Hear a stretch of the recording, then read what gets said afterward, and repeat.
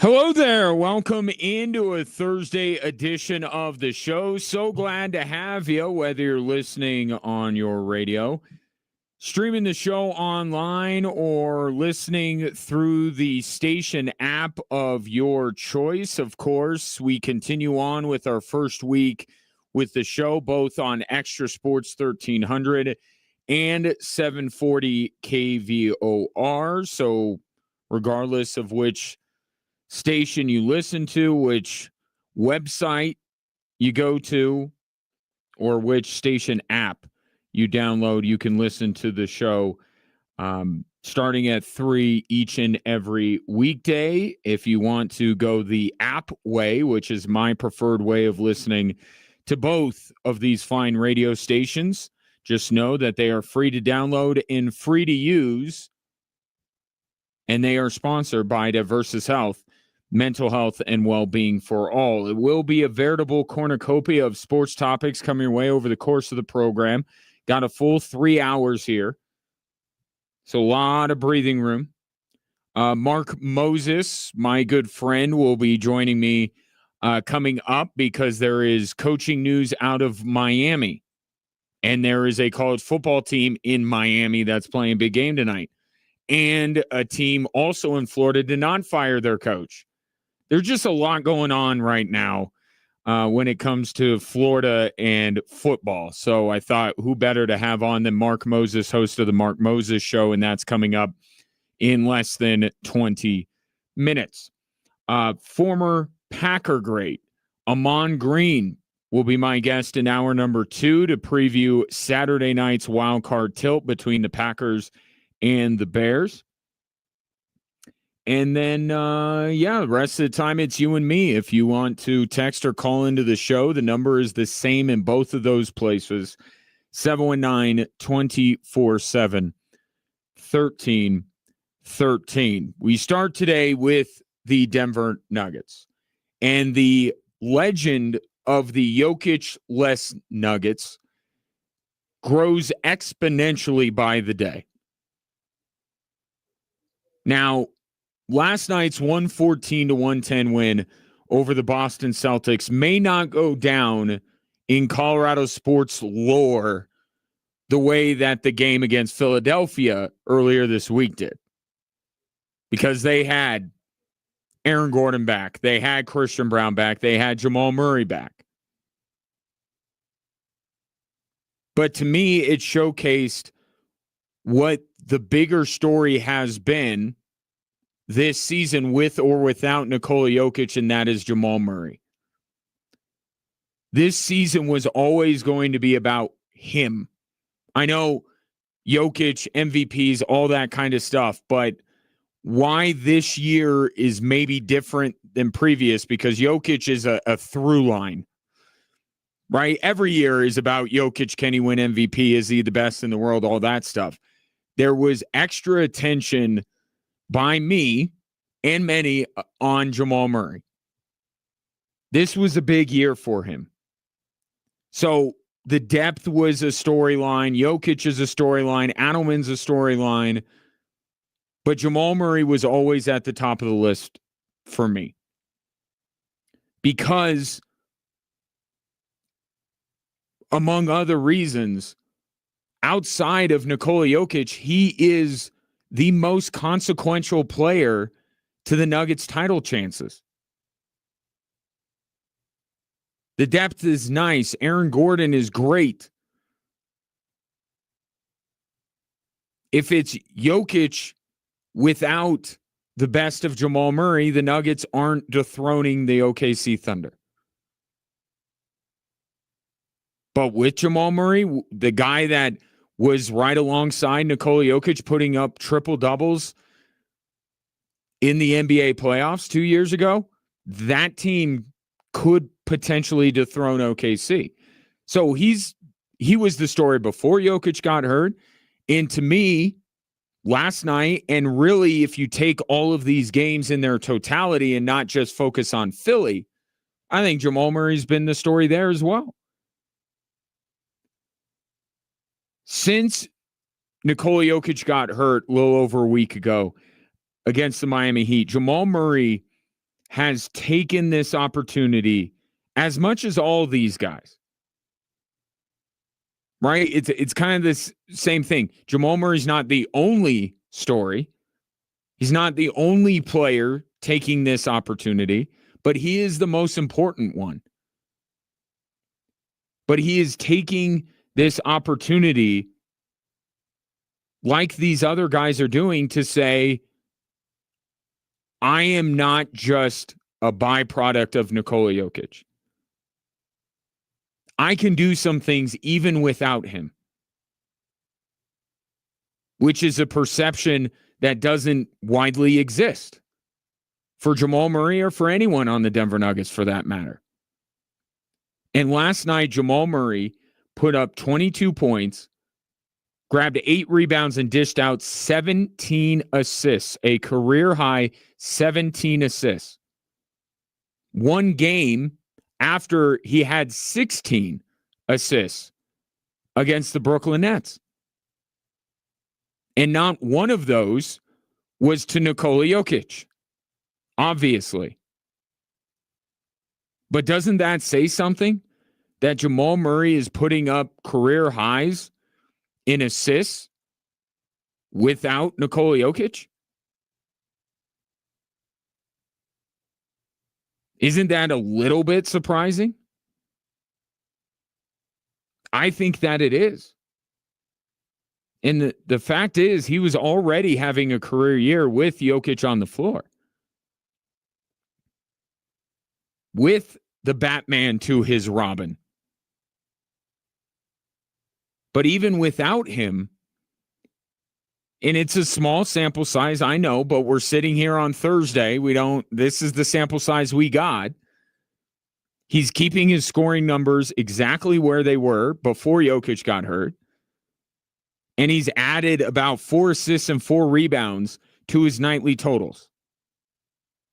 He's elevated his game in the absence of Nikola Jokic, which is absolutely necessary. And it's most necessary, again, to the importance of Jamal Murray. It's more important that he elevates his game than anybody else on that basketball team.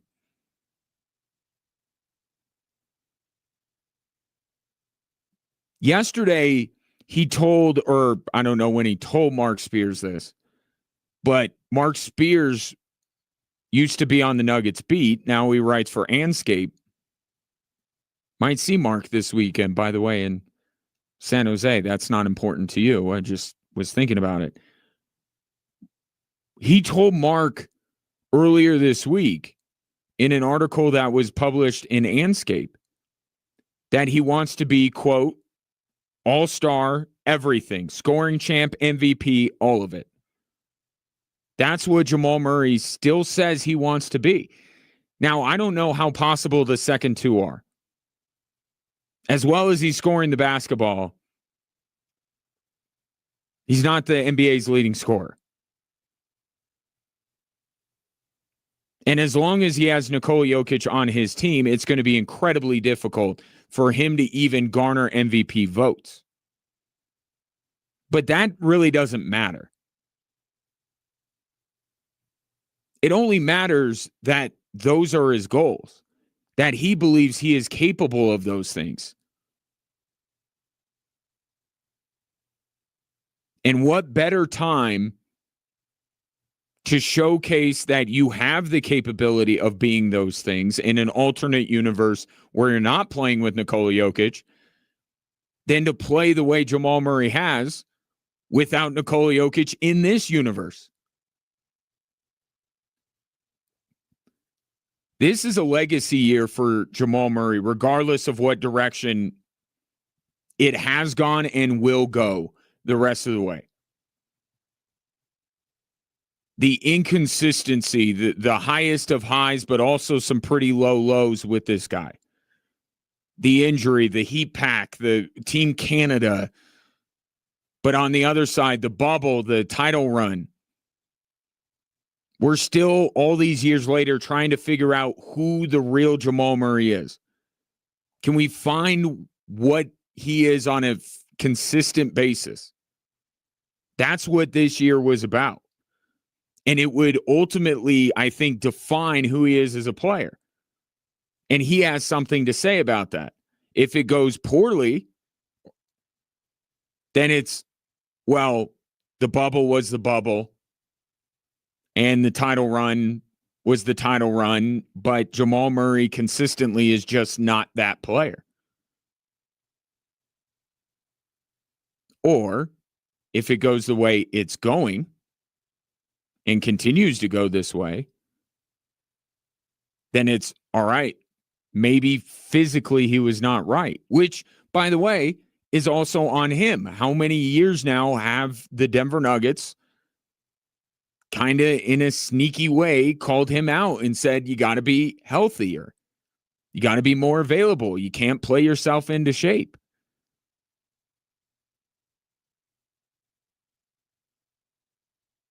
But if he's in shape and he's healthy and he's playing at the level he is now, then you say, okay, when Jamal Murray's right, this is what he is. He's bubble Jamal. He's playoff Jamal, except for maybe 82 games. I mean, he's on pace for that. He's playing at an all-star level. He should make the all-star game. It should bolster his all-star candidacy the way he's playing, and if he continues to play this way in the month of January.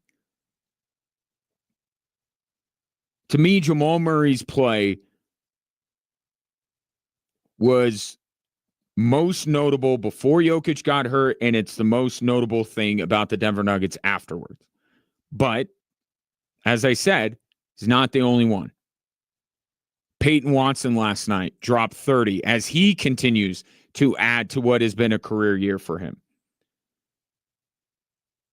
And last night, it wasn't even Aaron Gordon and Christian Brown, along with Watson and Murray. It really wasn't. Zeke Naji had about as many points as Aaron Gordon did. Christian Brown has not looked good in the 2 games he's played since returning from injury. It's Peyton Watson. It's Zeke Naji. It's Jalen Pickett the other night against Philadelphia. It's Spencer Jones. These are the guys that are that ended up salvaging this road trip that the Nuggets just finished up. The road trip that, if you recall, started with back-to-back losses in the state of Florida and the emotional, on top of the impact that Nikola Jokic makes on the floor, just the emotional blow of losing Nikola Jokic for the most time they've ever lost him. This world that they're living in January, they never lived in it. It's never happened that Nikola Jokic has missed this much time. But yet the Nuggets have salvaged this road trip. I'm not saying playing the parade with the team that finishes 3-5 on a road trip, but considering where it started and how it started, it's remarkable what the Denver Nuggets have been able to do finishing off this long road trip. And the guy that's as impressed as anyone is the head coach of the Denver Nuggets, of course, that being David Adelman. I think this was an incredible road trip. I think going 3-4 with all the things that happened, losing both your centers, getting guys back on minute restrictions, different people having to step in and play, beat Philly with 9 players. Yeah, I would say this road trip was very, very successful. And let's not forget his role in all of this. Right? We can rank who's most important, who's the biggest catalyst. And I look at Jamal Murray, but let's not forget David Adelman. Because what I said a few days ago when I was talking about Nikola Jokic being out and what the Denver Nuggets can or cannot do, I said we're going to find out how good of a coach David Adelman is. Because he laid out everything that he has to deal with. Yeah, you may look at getting Aaron Gordon or Christian Brown back as a huge positive, and it certainly is. But they're on minutes restrictions. different rotations. He's giving guys that hardly ever play a lot of minutes. Let's give a little credit to David Adelman here. Now, this is a championship organization. A 3-4, maybe I did my math wrong. It's a losing road trip, okay? No matter what way you slice it in terms of the record, whether I'm right or whether David Adelman's right, I would lean his direction. It's not a winning road trip. That kind of a road trip is not a smashing success for a team with the expectations of the Denver Nuggets, but considering the situation that they find themselves in the middle of this road trip, no less. It's pretty remarkable. And if they keep playing this way, they just may survive January after all. 719-247-1313. Take your thoughts on Jamal Murray and the Nuggets' performance last night in Boston. After this, we'll shift our focus to football. Perhaps a surprising move, perhaps, in Miami, as Mike McDaniel has been fired. Why now? The host of the Mark Moses Show, Mark Moses, joins me to discuss next.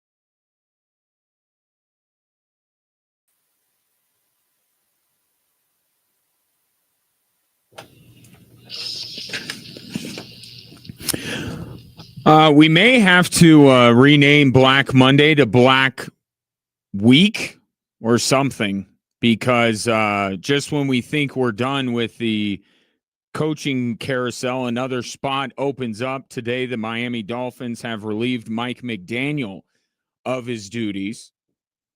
I got to tell you, that was not the Florida team that I thought was going to be firing their head coach this week. Joining me now to set me straight on this issue is the host of the Mark Moses Show. He is, of course, Mark Moses, or else it'd be weird that he was hosting a show called the Mark Moses Show. What's up, buddy?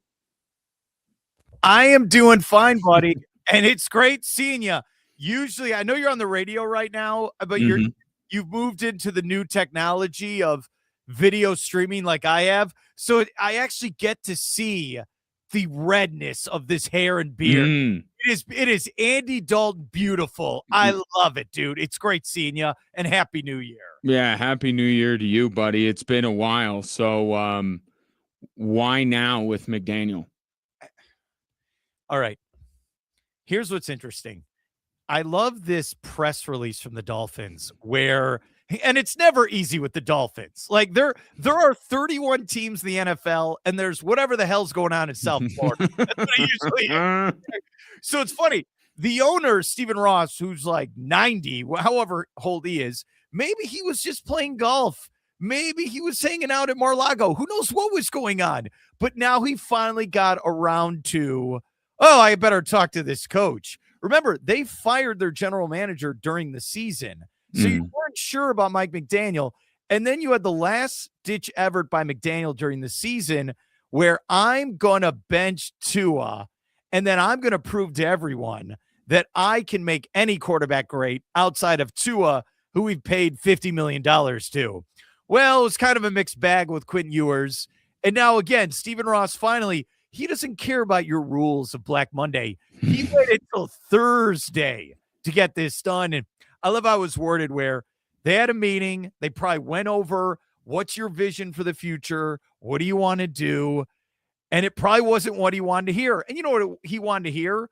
Playoff wins, something they haven't done in 25 years. And McDaniel, what? Made the playoffs twice, 0-2. Tua only started one of those playoff games. And honestly, they had to go in another direction. They had to, because what was your ceiling with McDaniel anyway? Getting a wild card? What were you going to do, Ryan? I get why they made this decision. I get it. Is this at all Harbaugh related, or is it Harbaugh or bust now for this organization?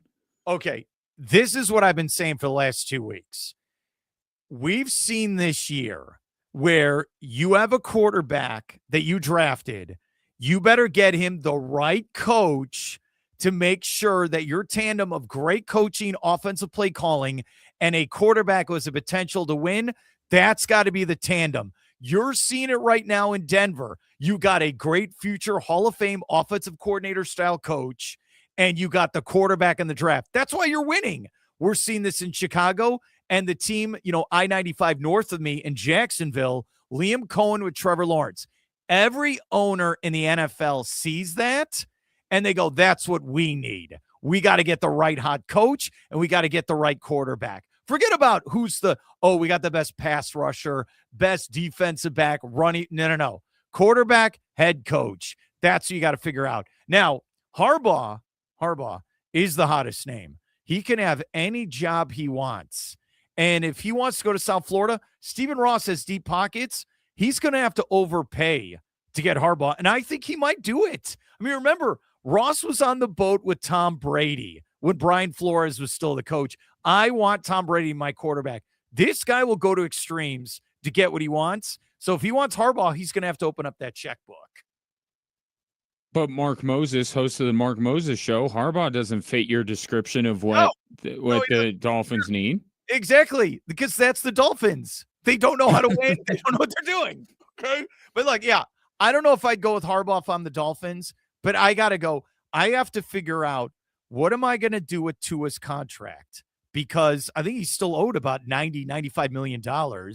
If you dump him, I mean, isn't that what happened with the Broncos with Russell Wilson? They were still paying him this year. But you know what?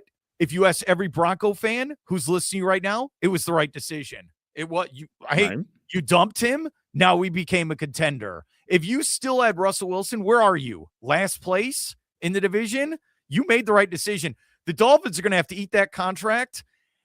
But then I don't know who's available out there. Do you trade? So the question is, do you dump Tua, get a better coach who you think could help your team? Then do you trade up to try to go get a quarterback in the draft? There's so many questions with this franchise, but every Dolphins fan I talk to is excited. They're moving on from Tua, Greer, the GM, and now they're getting rid of McDaniel as well. I was just going to ask, what would be the ranking of that in terms of how happy Dolphins fans are that Tua's gone, Greer's gone, McDaniel's gone? Who would they be the most pleased about being gone? Greer was number one, the GM, who accomplished nothing. I mean, nothing as a general manager. All right, he got Tyreek Hill. He drafted Tua. There's no wins. There's no playoff wins. You didn't do anything. So that they were so excited when that happened. But it's very weird. There was a moment there for a second where you're like, all right, McDaniel, okay, maybe he gets one more. No, it's over. It's over. You got to clean house. The funny one now today is then you go to West Florida and you look at Tampa Bay. Yeah, why didn't they fire Bowles? That was going to be my next thing. Okay, you give Bowles the opportunity to come back because look, he's been the coach there multiple years. He's won the division every single year. He's won playoff games. He has.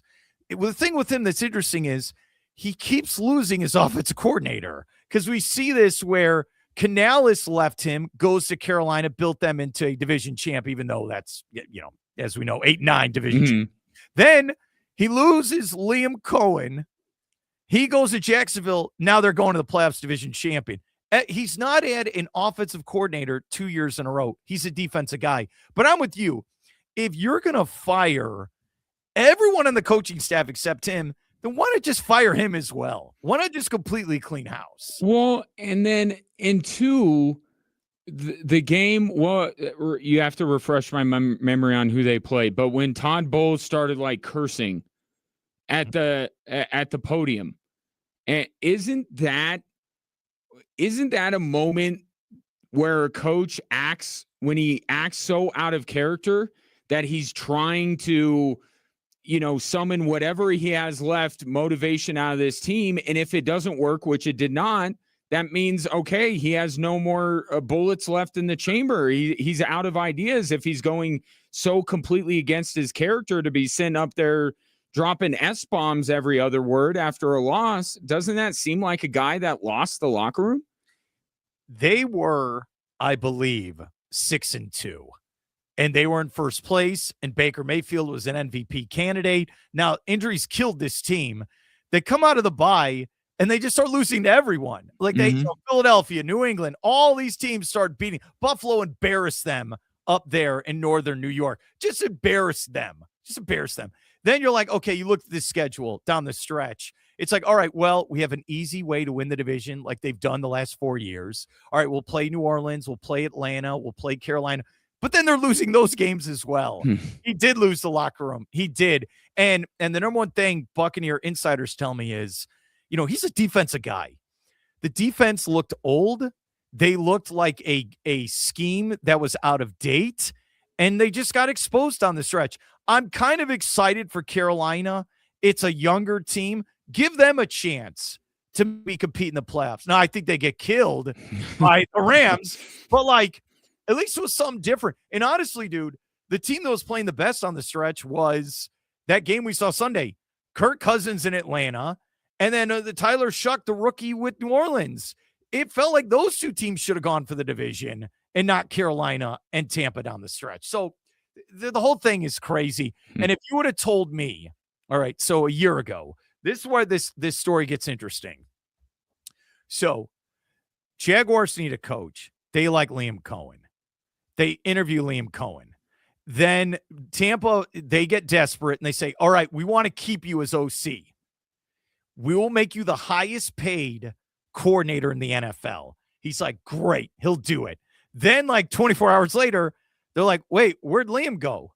Oh, he's in Jacksonville again because he told ownership, Shad Khan, hey, I want to be the coach, but I don't want the GM to be Trent Baalke. So Shad Khan goes, fine, we'll fire him. So he then goes back there. This is like a soap opera. So then he goes, all right, I'm going to be the coach of Jacksonville. Tampa didn't know that he went back there to go sign the contract. And then we had the press conference, as you know, Duval. It was one of those like, remember when Adam Gase got hired by the Jets and with the crazy eyes? The crazy eyes. That's what that reminded me of. Like, is this going to be a disaster? And all of a sudden, Trevor Lawrence, 4,000 yards. And that game that's so crazy to think about, beginning of November, Jacksonville is at the Texans playing a backup. They blow a 17-point lead.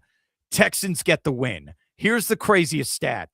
Since that game, neither team has lost a game. 8-game winning streak, and the other team, 9-game winning streak. The two hottest teams. And hey, you know this. Jacksonville went there to Mile High and kicked the crap out of the Broncos. I'm sorry to say that. That's why this playoff is going to be fascinating.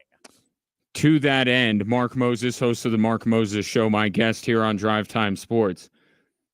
True or false, the representative in the Super Bowl from the AFC comes out of the 3-6 matchup between Jacksonville and Buffalo on Sunday? I'm going to sell it. I say false. I don't know if I believe Trevor Lawrence to win 3 football games. I don't. And I don't think Buffalo, do you feel like, and there's another team, you've never seen this team go on a run. Like, and I don't think Buffalo's won a road game in 30 years as a playoff team as well. I like Jacksonville. I have to see Trevor Lawrence. I have to see him go. I mean, do you believe in that when you see a 3-6 matchup like that? I kind of do.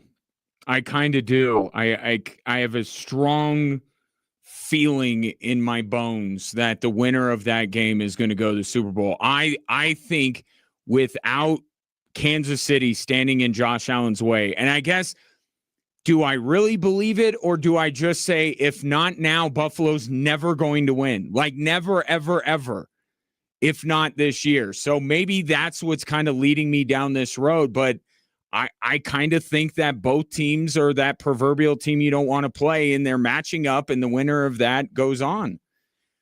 I have said this for multiple weeks. You and me are around the same age, so you'll understand this analogy.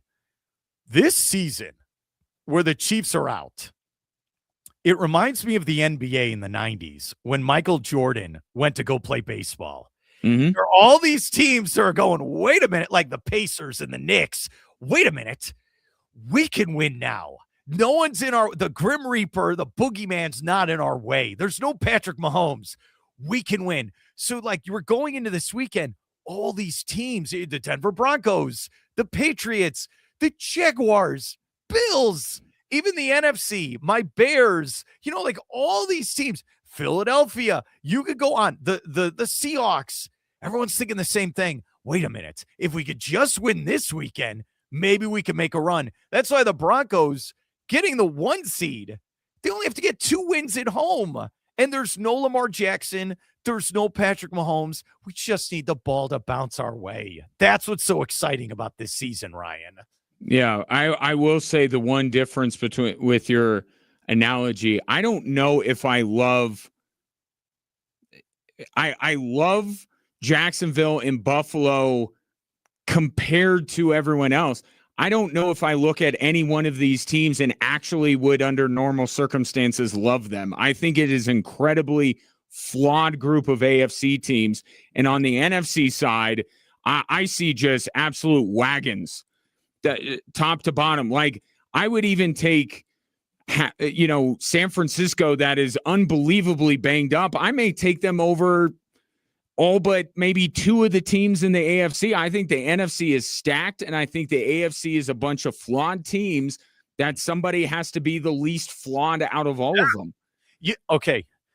Playoffs is another level. I know that's cliche to say, but you cannot, under any circumstance, start slow. and like, oh, we're down 12-0, we're down 14-0. Don't worry, it's like in the regular season. We're playing Cleveland. We'll get back in. No. You cannot again. You've got to start fast. You cannot turn the ball over. Every NFL fan knows this. You can't be in a hole. That's why this Jacksonville Buffalo game. Remember, a couple years ago, Jacksonville hosted the Chargers and we're down 27-0. Mm-hmm. That was the Chargers with Herbert. They don't know how to win, but Josh Allen knows how to win one playoff game. If he does, if you give Josh Allen, if he's up 20-0, he's going to beat you. Yeah, it's ball game. Over. It's ball game. You can't screw around. That's like when I look at my Bears. It's like they beat the Packers. It turned into a Disney movie in that fourth quarter in overtime. You can't do that. You cannot do that again. You cannot be down. You've got to start fast. You can't screw up. And especially like if you're a Ben Johnson, no gimmick plays. No, don't get cute. Run the damn ball in January and score those points. And I was on another show earlier. This is very key. Don't rely on your kicker under any circumstance. Don't be like, well, it's 3 or 4. No. Go ask Kansas City Chiefs fans this when you were like in the 90s. No, do not. I mean, we saw this with Baltimore on Sunday night. Do not. No. Score them touchdowns. That's what you need. Mark, great to catch up, buddy. Thanks for the insight. You watching Miami Ole Miss tonight? Yeah, I'm doing this right here. I am. I'm doing this. I hope Miami wins, not only because I'm in Florida, so we never have to hear about this stupid soap opera with Lane Kiffin and what coach is going to be in this game, who left. Enough of them. Sweep the leg and beat them.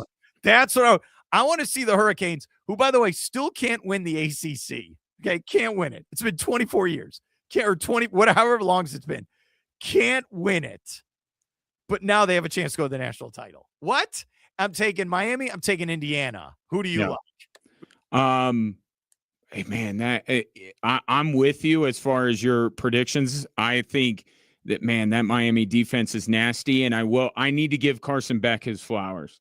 It's easy to hate on that guy. I thought he played winning football in their last game. I think you're right. I think it's Indiana and Miami, and I just think Indiana is they're just remarkable, and I think Indiana's going to win. I think they're head and shoulders. They're like Ohio State last year. I just think they're head and shoulders above everyone else. Miami, I'll just say this. Miami scored 10 points at College Station.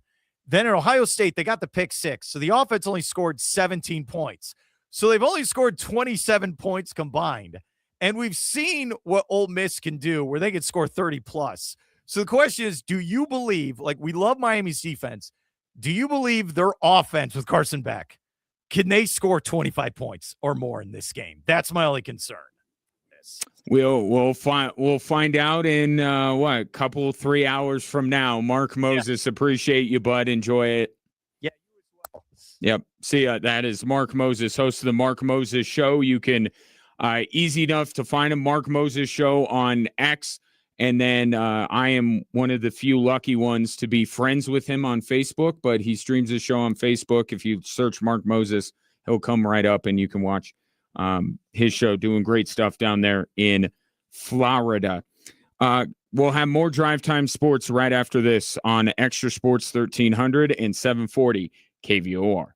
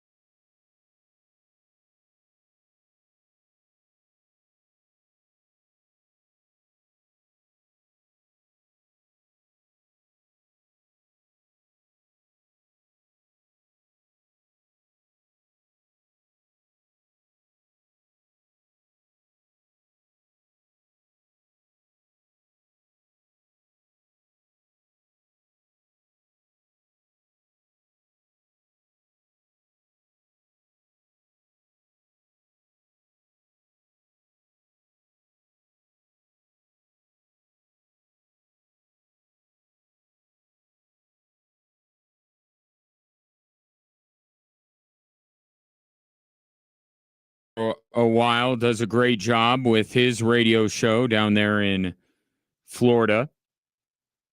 Good to catch up. He's a Bears fan, so if the Bears keep on going, I'll have to get him back on the show to pontificate about his beloved football team. But this weekend's going to be really interesting with the wild card weekend, and I truly, right now, I do think I would take the winner of that Jacksonville Buffalo game to go to the Super Bowl, because I've been on Buffalo this whole time. My theory is they are maybe goofing off a little bit during the regular season. And if they could prove me right or they could prove me very wrong, that they're just incredibly flawed and not good enough. But if Buffalo was kind of playing with its food during the regular season, and they'll lock in, and Josh Allen will be Josh Allen. And the idea, like, Josh Allen isn't a bad playoff performer. I think he's thrown 4 picks in 13 playoff games.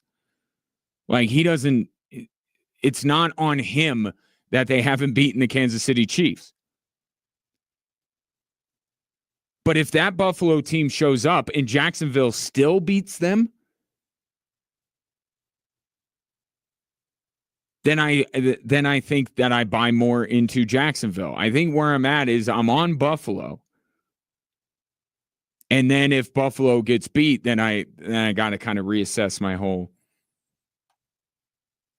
view here.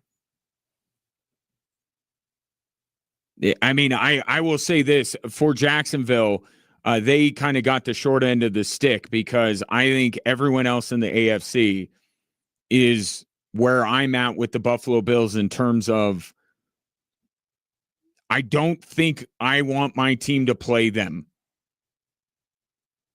But let's see what they look like in that first game. Unfortunately, Jacksonville doesn't have that opportunity. They're going to see firsthand, with their season on the line, what Buffalo looks like when the lights get brighter.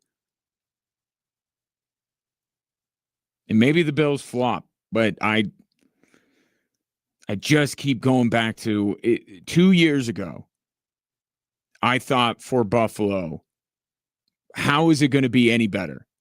How are you going to get a better chance to go to the Super Bowl than the circumstances Kansas City had to go to them?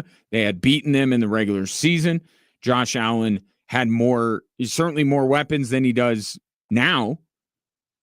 Like, that was the best version, I think, that the Buffalo Bills since Josh Allen has been there. And yet they still fall short against Kansas City. But now here they are with a better opportunity, because Kansas City is not even a part of it. And even you omitting the Kansas City thing, you just look around and you're like, I don't know if I love any of these teams.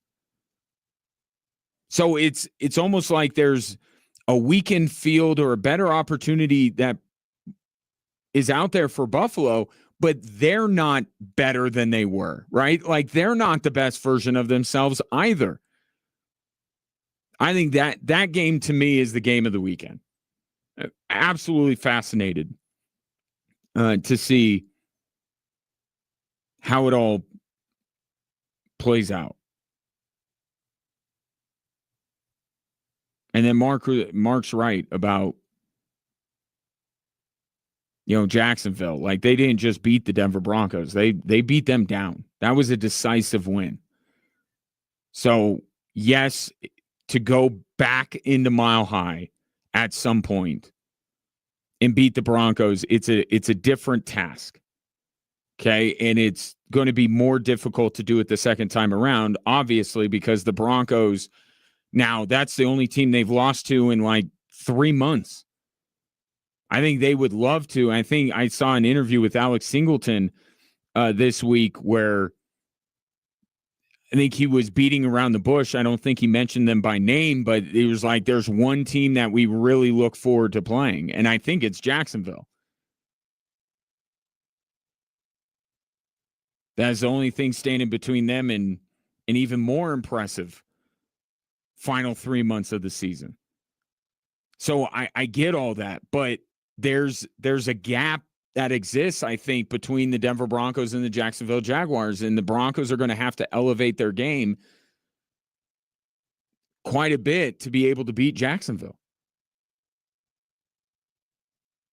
But that's the big question with this Broncos team, regardless of who they play. The question of the playoffs is whether they can elevate their game. And by they, I mean Bo Nix. I mean the offense. Sure, the defense can create, if they can create a turnover or two, that's something they haven't done a lot this season. And that would be an even better version of already a very good defense. But we're really talking about where you're looking at and saying it's the offense that's got to be better.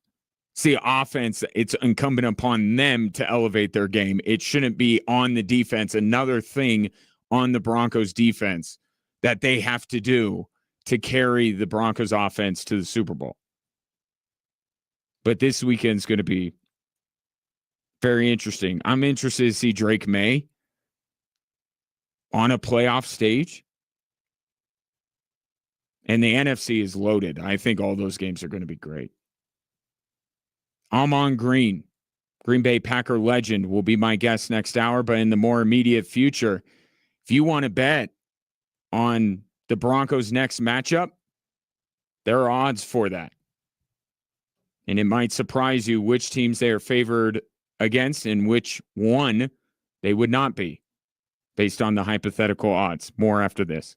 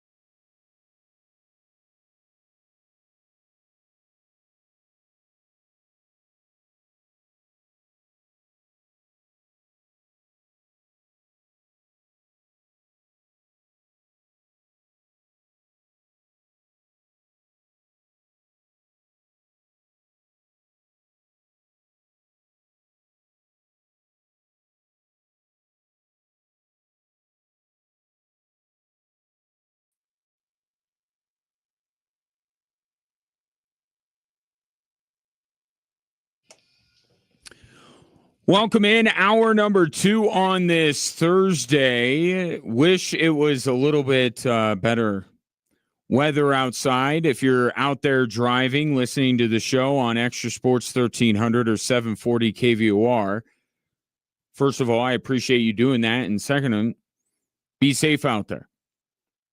Does look like it let up. I don't know if it's supposed to come back. That's why Sydney Jackson will be by along in a little bit with her weather report. But again, appreciate you tuning in. You can also watch the show if you so choose on the social media platforms for both Extra Sports 1300 and 740 KVOR at XTRA Sports 1300 or at 740 KVOR. And then while you're there, like, subscribe, follow. You be helping me out. And most importantly, leave a comment.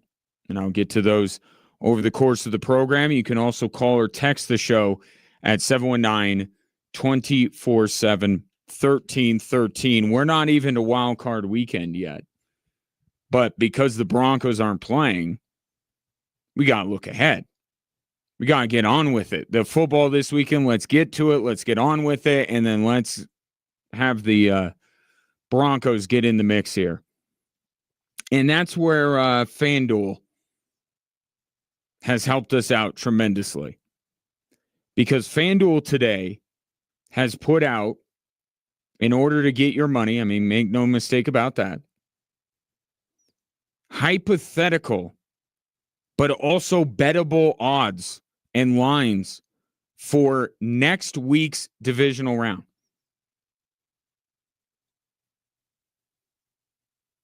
Now, what it is they give you all the potential matchups, set lines for all of those matchups and odds.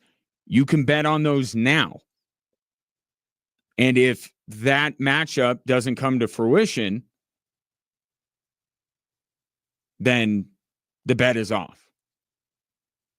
But it does give us some insight into the markets and what they think of these teams and potential matchups. And we were just talking about this the other day. You know, who's the team that you would most like to see the Broncos play next round? And who would you like to see the least? Well, you will not be surprised. At least I don't think you should be surprised to find out that a hypothetical matchup in round 2 between the Denver Broncos and the Pittsburgh Steelers would be the most advantageous for the Denver Broncos. According to the betting markets, they would be 4.5-point favorites, or they are 4.5-point favorites in this hypothetical matchup with the Pittsburgh Steelers, and they are minus 240 favorites. We've whittled down the field to just 7 on each side of the bracket. And then we're talking about teams that we would be down to 4 on each side of the bracket next week. The best of the best, supposedly, and the Denver Broncos would be a prohibitive favorite at home next week against the Pittsburgh Steelers. Again, would be favored by 4.5. And if you wanted to bet them straight up, it would be minus 240. So not a lot of value there. But that says that the most advantageous matchup for the Denver Broncos would be Pittsburgh, which I believe is the consensus we came to just a couple of days ago. This one surprised me. If it were the Chargers who beat New England, that would automatically mean the Chargers, as the lowest remaining seed, no matter what else happens, would be visiting Empower Field.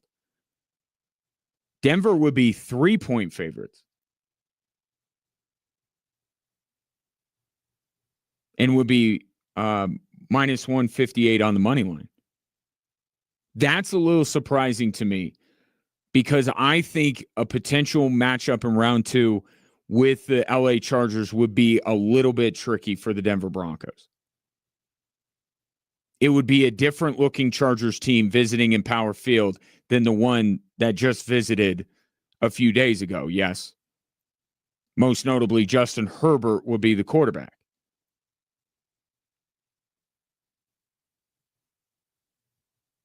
So the line of 3, while recognizing that the Chargers would be a more difficult matchup than the Pittsburgh Steelers would be, I'm still a little bit surprised because most of these lines, and I went through not only the Broncos' potential opponents, but New England and the NFC and all that kind of stuff, most of them are -1.5 one way or another. So for it to be a little bit more with 2 division rivals and a team in the Chargers that, regardless of whether the games have been in LA or Denver, have gotten the better of the Denver Broncos when Justin Herbert's been the quarterback, I'm a little bit surprised. Would I be leaning Denver's way in that matchup? Yeah. But if most of these hypothetical lines are -1.5, I think that the Charger game should be that. I think the Broncos should be favored, but maybe by the 1.5. But this is the market saying best matchup for Denver, Pittsburgh. Second best matchup for Denver, LA.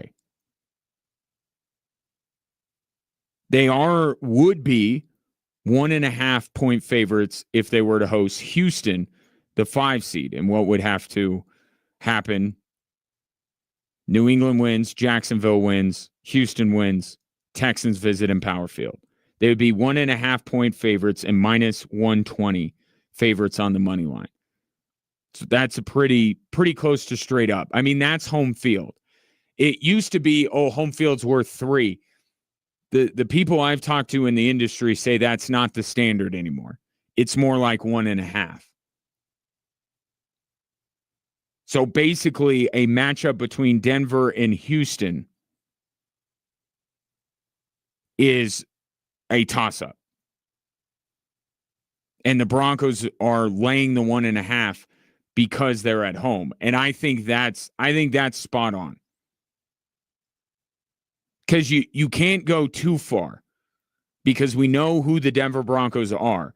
The idea that the Broncos would blow out anybody for it to be 5.5, 6.5 as the line that's not a good idea, because even when the Broncos dominate a football game, they still don't pull away from the opposing team.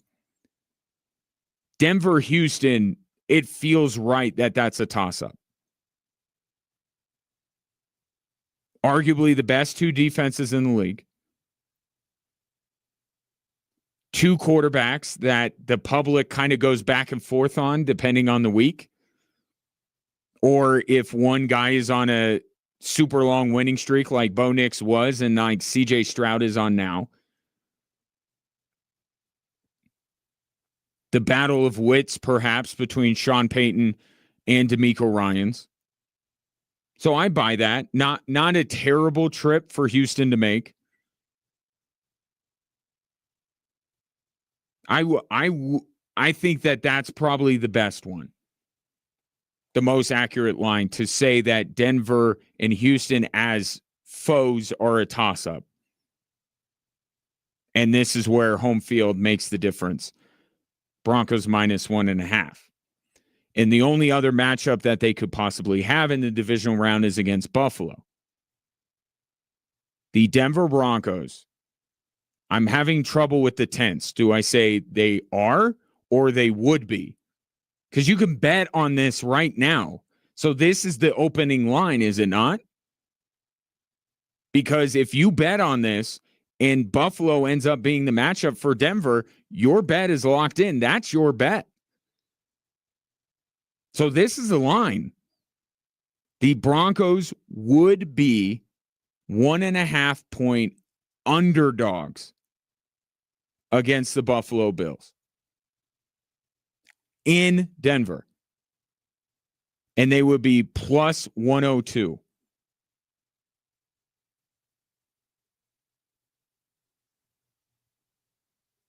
And again, if 1.5 is the new standard for home field, that's basically saying that Buffalo is 1.5 better than Denver. Or I'm sorry, 3 points better than Denver. Give Denver the 1.5 for home field.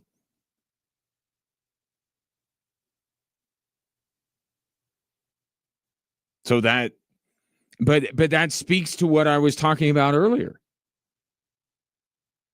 And why that game on Sunday morning between the Buffalo Bills and the Jacksonville Jaguars that you can listen to on 740 KVOR, KVOR.com, and the KVOR app is so fascinating. Because there is a chance that the Buffalo Bills come out and are merely an extension of what they have been all season. Josh Allen, a really good running game, and a bunch of stuff that doesn't quite add up to a great football team. Or because it's now the playoffs, the Buffalo Bills lock in a little bit more, and Josh Allen takes his game to another level, and they are the scariest team in the AFC. But I've been on Buffalo as the let somebody else beat them if you're a Bronco fan. And now the betting markets are backing me up on this and say, even with home field advantage, even with the Denver Broncos being the number 1 seed and Buffalo being the 6th seed, the Buffalo Bills are better than the Broncos enough that they would still be favored, even though they would have to go on the road. What I would say, and this is it for entertainment purposes only, of course. If you think that's going to be the matchup, pick your side right now.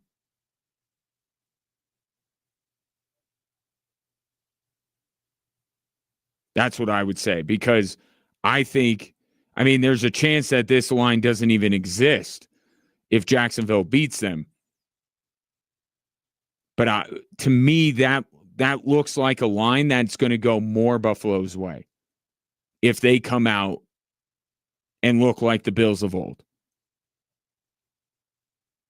So if you're betting Buffalo, if you're with me that you would take Buffalo over Denver, probably want to lock in the bet now, because I think Buffalo will be bigger favorites if they show what I think they might be capable of showing against Jacksonville.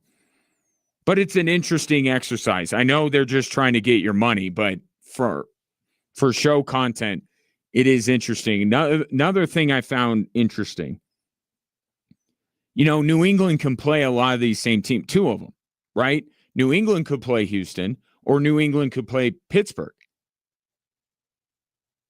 New England would be bigger favorites against both of those teams than the Denver Broncos would be. So what's the market saying about that? The market is saying that even though the Broncos have a 1 by their name, New England is better. They are the better team. That's how I read that they would be bigger favorites against Pittsburgh, 5.5-point favorites over Pittsburgh instead of 4.5 and 1.5 point favorites, same as Denver would be. However, if you were betting New England on the money line, it would be minus 126 instead of minus 120. And look, the Broncos have the 1 seed, but let's also take into account the fact that New England is only the number 2 seed because they lost to the Raiders way back when. And look, to the victor over the Raiders go the spoils. Broncos took care of business twice against the Raiders, so they get the number 1 seed. Fair play to them. But that's the only thing separating. They have the same record. It's a tiebreaker. It's an incredibly convoluted tiebreaker called common opponents.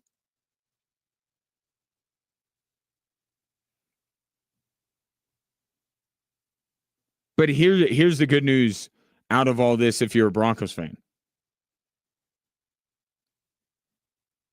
You could still very much say this team is doubted. And this team, maybe Sean Payton won't talk about it, and he's said recently he doesn't look at stuff like this. Players will hear it. Players will find it. And they'll say, wait a minute, we're the 1 seed. And New England would be more prohibitive favorites against these teams than we would be. Or better yet, we would be underdogs in our own building against the 6 seed. So if you think a big reason why the Denver Broncos are where they are right now is because of that motivation, because of the chip on their shoulder, because of the fact they are constantly disrespected, direct your thank you letters to FanDuel. 719-247-1313. Coming up next, Packers legend Amon Green. How does he feel about his Packers now as opposed to maybe going into the Denver game?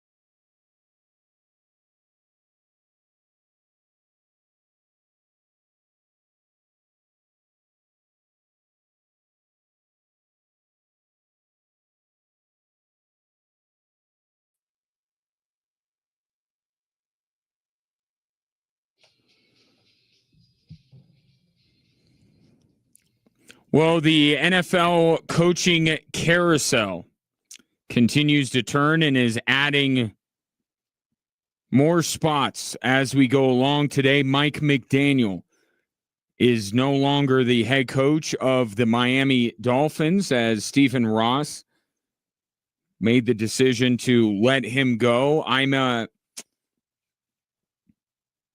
get more on my thoughts on the Dolphins parting ways with him in a little bit. I'll just say that I'm a little surprised because I thought that the word out of Miami was that Stephen Ross, when things were kind of bad, especially around the time that he fired Chris Greer, the idea was that Ross heard how hot of a candidate Mike McDaniel would be as a retread and thought to himself, well, why don't I just keep the guy? If he's a good enough coach to make a lot of teams want him once we fire him, why don't I just keep him? And then you couple that with Miami actually responding a little bit. I mean, they didn't go on a huge run, but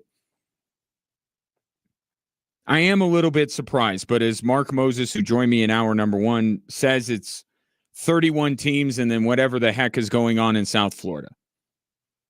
So Mike McDaniel is on the market, and there is another team that does not have a head coach. So let's do some matchmaking, shall we? I could use your help at 719-247-1313. Let's start with Miami. To me, if you're going to wait this long to fire Mike McDaniel, I don't, as Mark Moses suggests, I don't believe that Stephen Ross was golfing and then just decided. There's some other reports out there that maybe he changed his mind. I got to believe this is Harbaugh related. The shine off of his Super Bowl ring has got to be the beacon that is calling to Stephen Ross to say, that's the guy I got to get. And Mark brought this up last hour, putting aside how good the decisions are that the Dolphins make. This is an owner that is willing to skirt the rules, to pay top dollar to get what he wants. And the timing of this just feels to me like it's Harbaugh related. So let's say that Stephen Ross gets his man and put Harbaugh in Miami.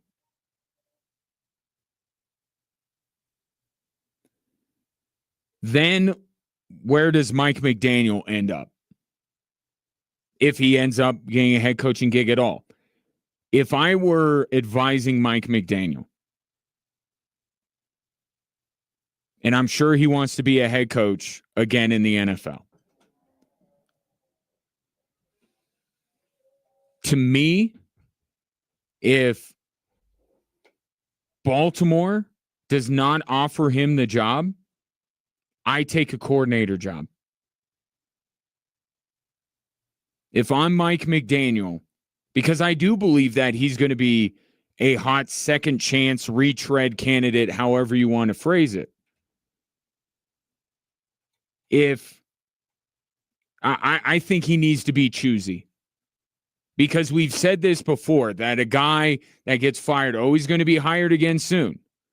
Okay, well, if he takes the wrong job, then the bloom is going to come off of that rose. And if you're Mike McDaniel, do you want to go to Cleveland? Do you want to go to Tennessee? I know they have Cam Ward, but what else do they have in Tennessee? Do you want to go to Arizona? Do you want to go to Vegas? Now, maybe Atlanta is interesting to him, although I think Kirk Cousins is about out the door, and I think the jury is out on Michael Penix. The Giants will be interesting. I don't know that Mike McDaniel and New York are a fit. So I look at it and I say, Baltimore or bust. And if this whole thing is about Lamar, let's not forget what Mike McDaniel has done with Tua. He probably ended up getting more out of Tua than a lot of other people could. And if part of firing Harbaugh was him protecting Todd Monken, clearly Baltimore wants an upgrade on the offensive side. And that could be in the form of a coordinator, but it could be in the form of a head coach. Mike McDaniel to Baltimore, and let McDaniel be the one to, in Ian Rappaport's words, reach Lamar Jackson by designing some boss plays for him. Let's do that. If Baltimore's not interested in Mike McDaniel, then if I'm Mike McDaniel, I wait. I wait and I see what opens up. And there's already an opening that for him would be incredibly intriguing. And that is the offensive coordinator job in Detroit.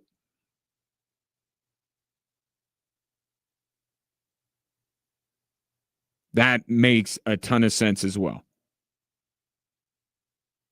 And I don't see any reason, as disappointing as the Lions were this year, I don't see any reason to think that Mike McDaniel would lose some of his Q rating by working with Amon-Ra St. Brown, Jahmyr Gibbs, Jared Goff, and that Detroit Lions offense. But if I'm Mike McDaniel, I'm going to be choosy. I'm going to be very choosy. I'd want a head coaching gig. Baltimore would be,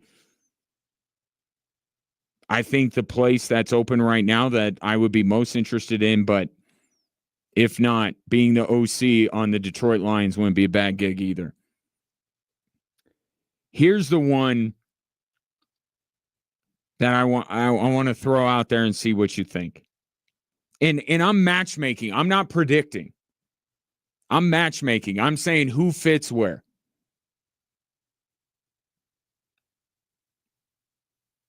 Vance Joseph takes the job in Vegas. Institutional knowledge of the division, its teams, its quarterbacks. That might be a nice little olive branch to extend to Max Crosby, who clearly was not pleased with the team's decision to deactivate him down the stretch. And now you're getting a guy who coordinated a defense that set a franchise record for sacks that blew away every other team in terms of the sacks they got, and now he's adding Max Crosby. So I think Vance Joseph makes a lot of sense in Vegas. And then Vance takes Davis Webb with him. I don't think, and the Raiders are interviewing both of these guys. Raiders, to my knowledge, are the only team that has reached out to Davis Webb. And some of the reason for that could be getting intel. That's also part of the utility of these coaching searches, is that you get a little bit of intel on one of your chief rivals. And it opens the door to say, okay, we interviewed you. We gave you a chance.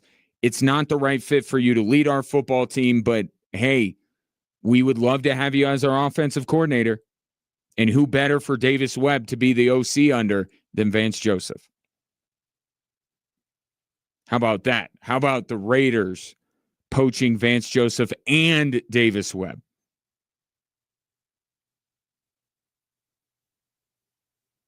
If I'm Brady and company, I think long and hard about that. Again, I need to hear what Vance Joseph has learned, because you remember Vance Joseph coached a team led by a young quarterback, and that's the direction that the Raiders are going. Now, in no world is Drew Lock as good as Fernando Mendoza, but there's a lot that goes on with building up a young quarterback. Davis Webb would be great for it. I just don't think Davis Webb is ready to be the head coach of a team. Vance Joseph tells Davis and Brady what he's learned and why he'll be better the second time around as a head coach. He can throw on all the game film he wants of the Broncos defense and say, I bring this to the table, and I'll bring Davis Webb with me, who you were at least somewhat intrigued at the idea of bringing him in.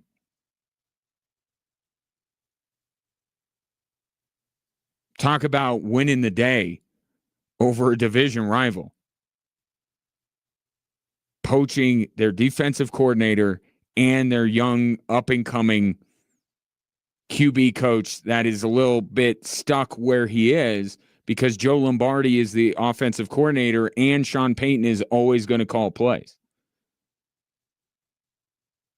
Davis Webb is going to go somewhere else at some point. He's not coaching under Sean Payton if he has aspirations of advancing in his career. Is that this next year? That remains to be seen. So Harbaugh to Miami, McDaniel to Baltimore, Vance and Davis Webb leave Denver for Vegas. Take your thoughts. 719-247-1313. There are other jobs that are open. Get into a few of those, but I very much welcome your thoughts on those or any of the open positions in the National Football League right now. 719-247-1313. More Drive Time Sports right after this on Extra Sports 1300 and 740 KVOR.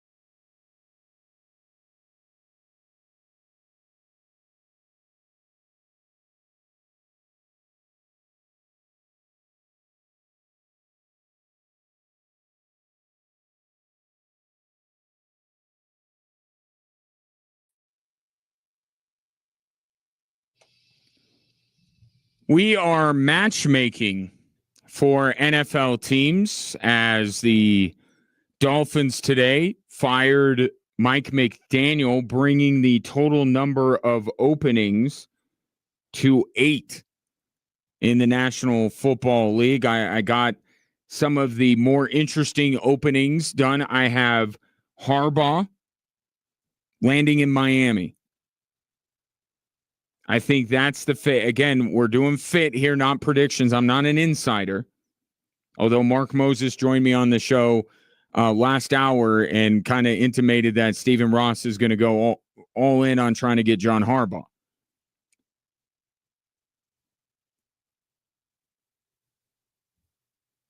I just think Miami will want to make a splashy move, and it would be kind of a coup with these other teams that are all after Harbaugh as well for Miami to get him. If the culture down there in Miami isn't great, I know the way that John Harbaugh left Baltimore, but that's a long-time marriage that kind of fell apart. Let's not forget what John Harbaugh did over the course of his career in Baltimore. Fresh start for him down in South Beach might be a good thing. Mike McDaniel, meanwhile, if I'm advising him, I'm saying if they give you the chance to work with Lamar, work with Lamar. And if Baltimore doesn't give you that chance, go be the Lions OC. Or better yet, this from the 316, Mike McDaniel and Tyreek Hill to Kansas City. I will co-sign one of those two things, and it is the first one.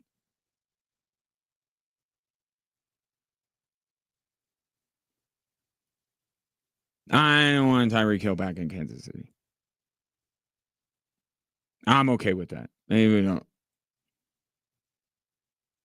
There's got to be another way. Mike McDaniel? Yep. Sign me up. Which leads actually perfectly into some of these other ones.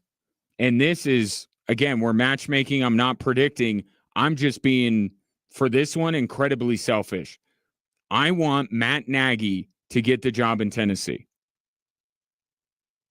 The general manager in Tennessee used to be in Kansas City, so it would make a lot of sense that he'd be looking, and he already has Spagnuolo, Nagy. Take Matt Nagy away from the Kansas City Chiefs. Take him tomorrow, if it's allowed. I don't know. But take Matt Nagy, and I am looking out for the Chiefs and not the Tennessee Titans. Take Matt Nagy, and the Chiefs go get Mike McDaniel to be their offensive coordinator. Because I said with McDaniel, yes, I believe that he's going to be, if he doesn't get a job this cycle, he'd be a hot candidate for the next cycle. But he can do damage to his reputation a bit if he takes the wrong gig. Detroit would not be one of those jobs. Like that would be good. I can't, as much as I'd like to see him in Kansas City, I can't fault him if he took an OC job with Detroit. But working with Mahomes, yeah, McDaniel will maintain his ability to maybe be the candidate of next year's coaching cycle and helping the Mahomes and the Chiefs bounce back next year. So I'm fully on board with that. But you need Matt Nagy in Tennessee first. And that's the only job he's going to get, which is me telling you Matt Nagy should not be a head coach in the NFL again. That's what I'm telling you, but I don't have the best interest of the Tennessee Titans at heart.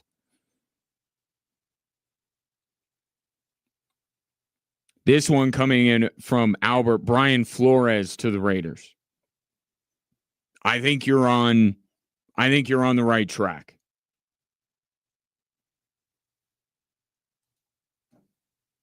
Brian Flores to the Raiders, Vance Joseph to Tennessee, and Harbaugh to Miami. So Albert and I agree on Harbaugh. Flores, that's a guy I really need to know what he's learned.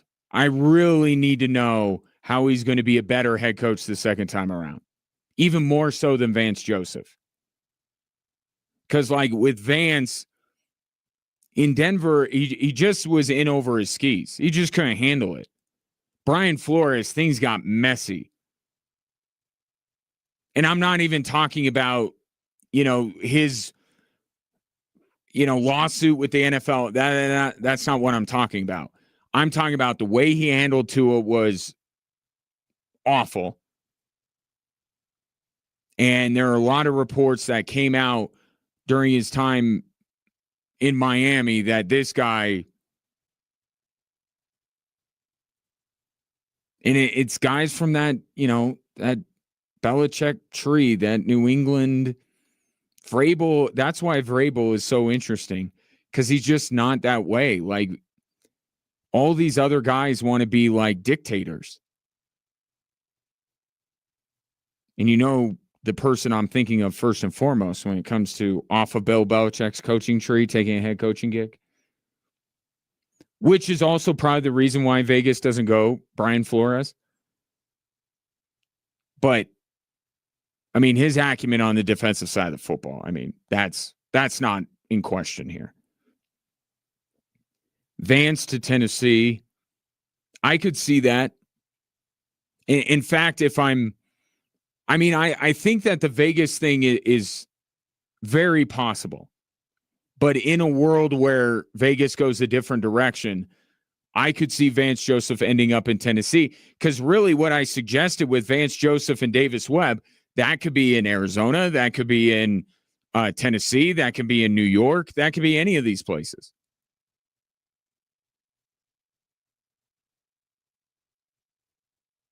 So you get Vance Joseph, coach up your defense, maybe a better version of Vance Joseph as a head coach than he was in Denver. You bring in an up-and-coming star in the coaching reins in Davis Webb to work with Cam Ward to get him to realize his potential. We see, what Davis Webb's been able to do with Bo Nix, and I think Cam Ward is more talented than Bo Nix is. So the Vance and Davis show can go anywhere. I just think it makes a lot of sense in Vegas with most likely Fernando Mendoza, right? Like, that's what it's going to be. Some of these other ones, I think Stefanski for the Giants. That makes a lot of sense. He's from that part of the country.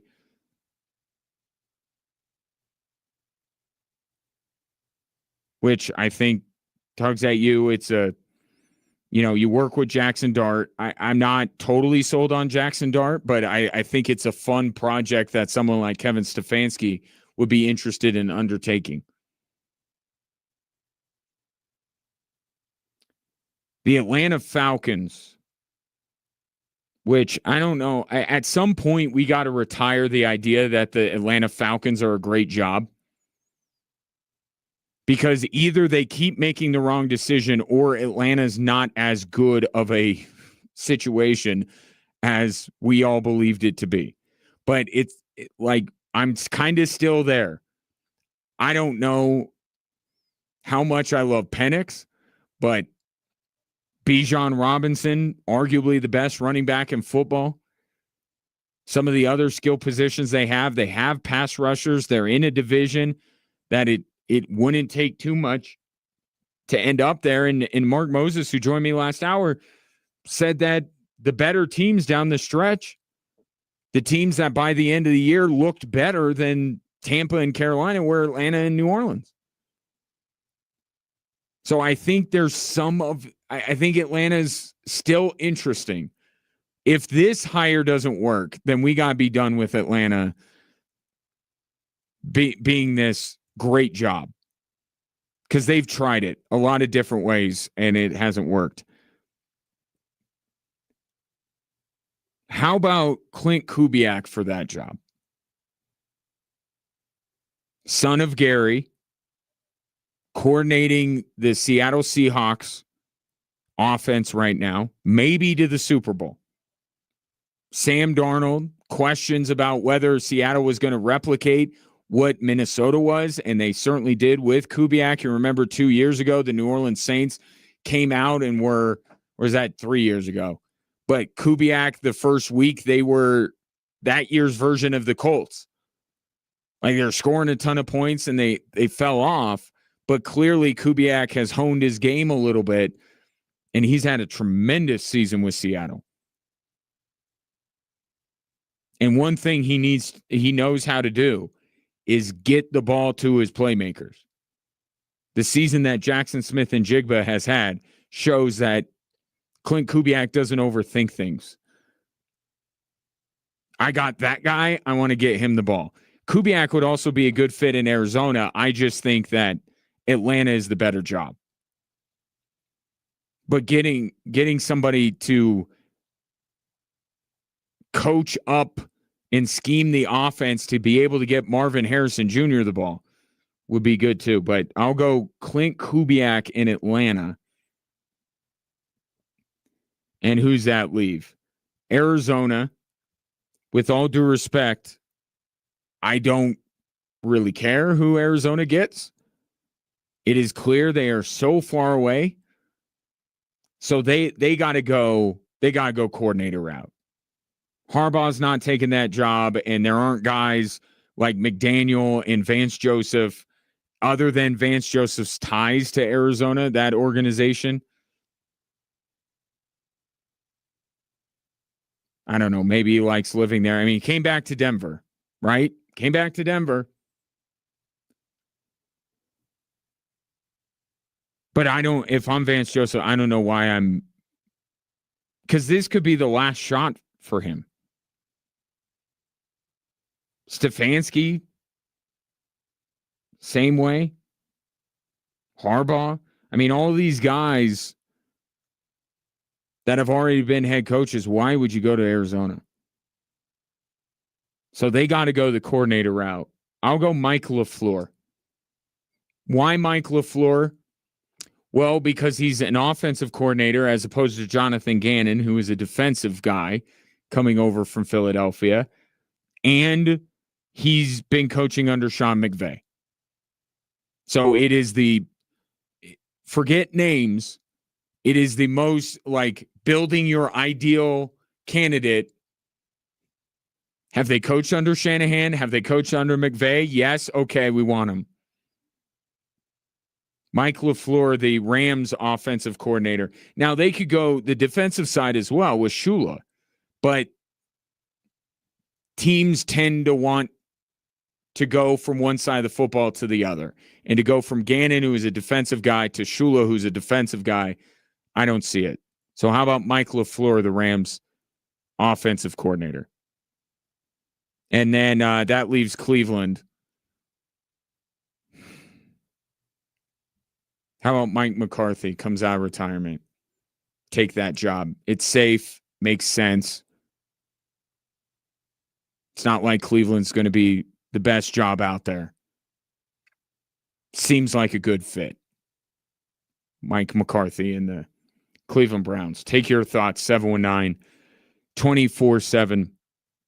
1313. Don't forget, coming up this weekend, we got the wild card games, both on 740 KVR and Extra Sports 1300. Saturday night, the Packers-Bears game will be on Extra Sports 1300. And then on Sunday, the wild card triple header with Buffalo-Jacksonville, followed by San Francisco and Philadelphia, to be capped off by the Patriots and Chargers, will be on 740 KVR, KVR.com, and the KVR app. And I'll remind you again on Monday, but KVR will be the home as well for the Houston-Pittsburgh game Monday night. Coming up next, we'll reset with the three stories that are driving the show. More on Mike McDaniel getting fired by the Miami Dolphins, but the biggest local story is what the Nuggets without Nikola Jokic continue to do.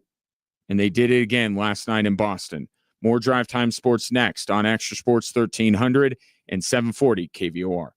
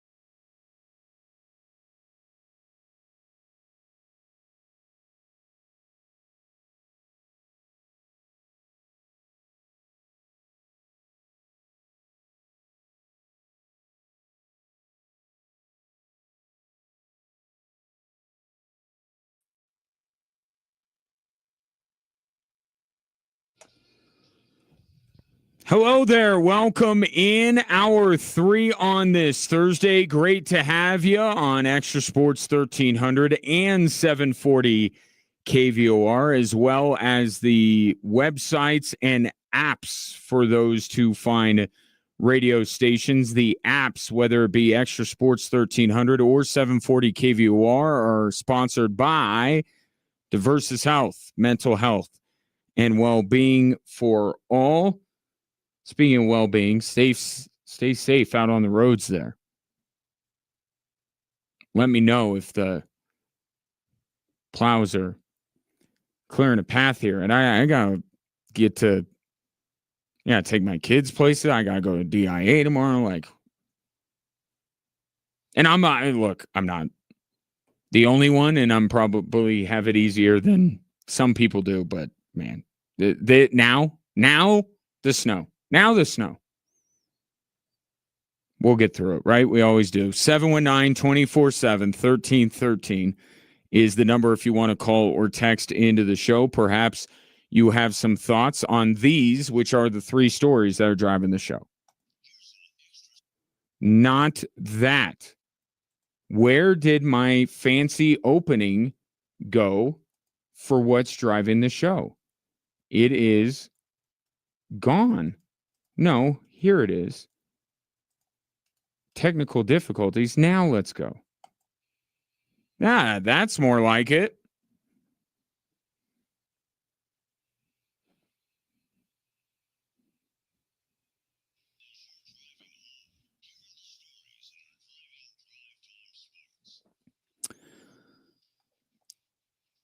All right, we start with the Jokic-less Nuggets. Still doing it. Now Murray. Murray's got a lane. Over to Watson. Spins up a 3, and it's good! Altitude Television on the call. The Denver Nuggets beat the Boston Celtics 114-110, and that was one of Jamal Murray's career-high 17 assists. And to me, we could talk about Peyton Watson. We could talk about Spencer Jones, and they are deserving of their credit because what you have seen at the end of this road trip that started off so poorly, you lost against Orlando, and then you lose against Miami, and you lose twice because Nikola Jokic gets hurt. It has taken a lot of Denver Nuggets stepping up their game to salvage this thing and end up with 3 wins on this long road trip. But the guy at the top of my list, because he's been at the top of my list whenever I talk about the Denver Nuggets, is Jamal Murray. Jamal Murray was the story before Jokic got hurt, and he's been the story after. This guy is continuing to showcase that he is more than just the sidekick to Nikola Jokic. Because he has played at a level that he has never played at before Jokic got hurt. And now in just a few games, and we'll see how this continues throughout the month of January, his scoring numbers haven't fallen, and he's assisting 4 more a night and grabbing 4 more rebounds. He's elevated his game like all these guys have, and what's at a higher level than All-Star.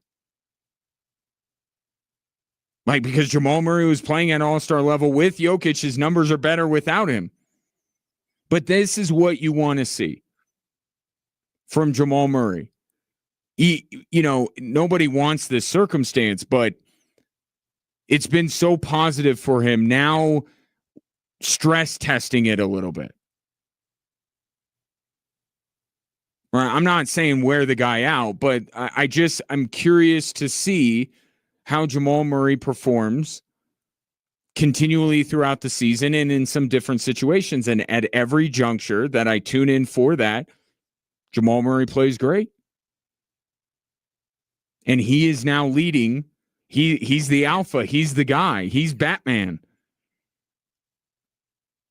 And all of these other Nuggets players are following suit. It's been a collective effort for the Nuggets to beat Boston, to especially beat Philadelphia, to hang in there the way they did and nearly pull out the game against Cleveland.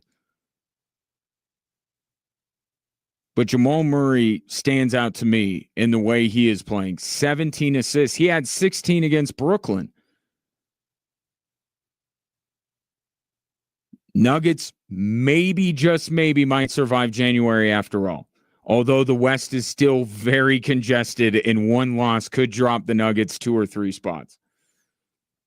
But another good night for the Nuggets despite not having the best player in the world. 114-110 as they beat the Boston Celtics. Let's go to football for story number 2, and that is Miami finally getting around to making a decision on their coach. They took so long. I thought that they had already decided Mike McDaniel was going to stick around. But earlier this afternoon, or this morning even, they decided to fire Mike McDaniel, which is surprising to me. I guess nothing the Dolphins should do that, but it does. Because I thought that once Chris Greer was fired, it was inevitable that Mike McDaniel was following him. And I don't mean like at some point. I meant like almost immediately.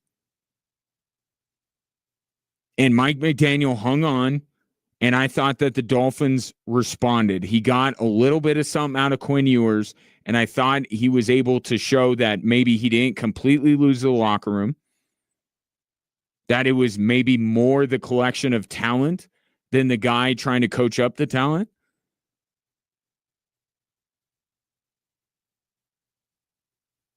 And I thought that he had done enough. And when Monday rolled around and Mike McDaniel wasn't on the list, and Tuesday rolled around and John Harbaugh got fired, but not Mike McDaniel, I thought, or Wednesday, whatever day that was, days blend in. I thought, okay, Mike McDaniel's safe, which leads me to, I think, the biggest why behind this. This has to be Harbaugh related. You know, we talk about Baltimore going to have a difficult job selling whoever they hire as a better coach than John Harbaugh. I'm going to say Jim again. They would have a tough time selling that the next coach they hire is better than Jim Harbaugh, for that matter. Dolphins have that if they get John Harbaugh. John Harbaugh has been to the playoffs repeatedly. He's won a Super Bowl. Mike McDaniel has done neither one of those things. The star chasing that Miami has done in the past when it comes to players, now I think they're going to try and do it with the coach. It makes sense that Harbaugh ends up in Miami. I'm not guaranteeing it because Miami's not necessarily the model organization. And that interview process is going to be very different. With Vance Joseph, we're talking about him earlier, he's going to be interviewed by the owner. And he's going to have to give those reasons why he should be hired. John Harbaugh is going to go into these front offices, sit across from an owner, and say, why should I become your head coach? Because John Harbaugh is now the number one candidate for all of these teams. He's going to be interviewing the teams, not the other way around. I don't know if Stephen Ross has the answers that John Harbaugh wants to hear other than I'll let you pick the GM, which might be a great bargaining chip. But whether they get Harbaugh or not, I can't believe that this has nothing to do with the fact that Harbaugh is now a free agent. And as far as Mike McDaniel goes, that guy's going to be a head coach again in the NFL, whether it's this offseason or next. He will not wait long. In the meantime, most likely he'll go coordinate a football team, and there is an opening with a team that was as disappointing as anyone this season, but yet still has the pieces to be really good, and that's the Lions. You want to talk about a hand-in-glove fit and a gift to Detroit fans. How about Mike McDaniel coming in and telling Dan Campbell, why don't you take a step back, buddy? You handle the press conferences. I'll call plays for Amon-Ra St. Brown, for Sam Laporta, for Jared Goff, for Jahmyr Gibbs. That makes all the sense in the world, and Mike McDaniel would be probably the hottest candidate next year's cycle if he took over the Lions offense next year. And now we go back to hoops on the local level for story number 3. I think a better word to describe it was soft. Okay, and every game you have to come out and be ready to play, and we were not. That is Air Force head coach Stacey McIntyre last night. As bitter a loss as I have seen with this team since I started my role at calling games. Everything that was going on with Air Force was building up towards a win, maybe even a resounding one.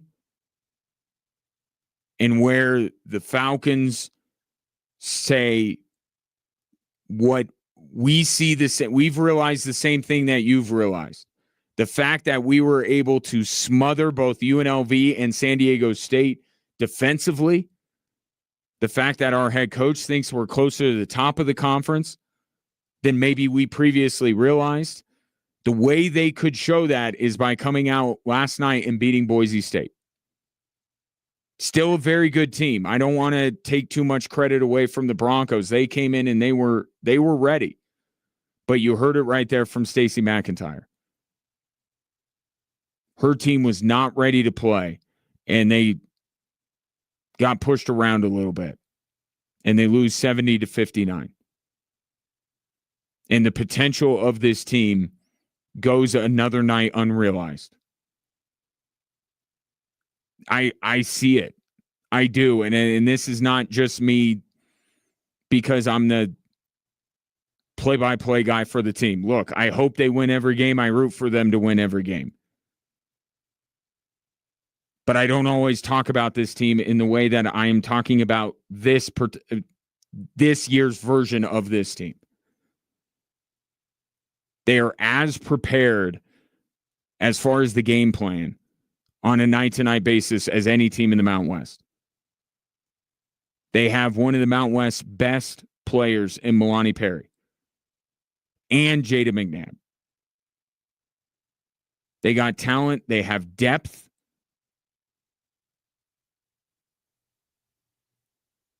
If they show up, they're capable of doing some things that program has not seen anyone do in a while or ever. And so last night was a absolute bitter pill to swallow, because I agree with Stacey McIntyre's pregame assessment. I think Air Force is better than Boise State. I do. And I wouldn't say that about previous iterations of either team. Boise State was a problem the last couple of years. It was disappointing. Certainly. And the players talked to Milani Perry after the game. She echoed those same sentiments. Like, nobody is like, oh, yeah, that's the best we can do. They know that. But it's unfortunate that they didn't show it last night. And they're not going to get that opportunity. Even if they bounce back on Saturday against San Jose State, that's great. And they have to do that. But that's not a win that is going to show how good this team is, with all due respect to the Spartans.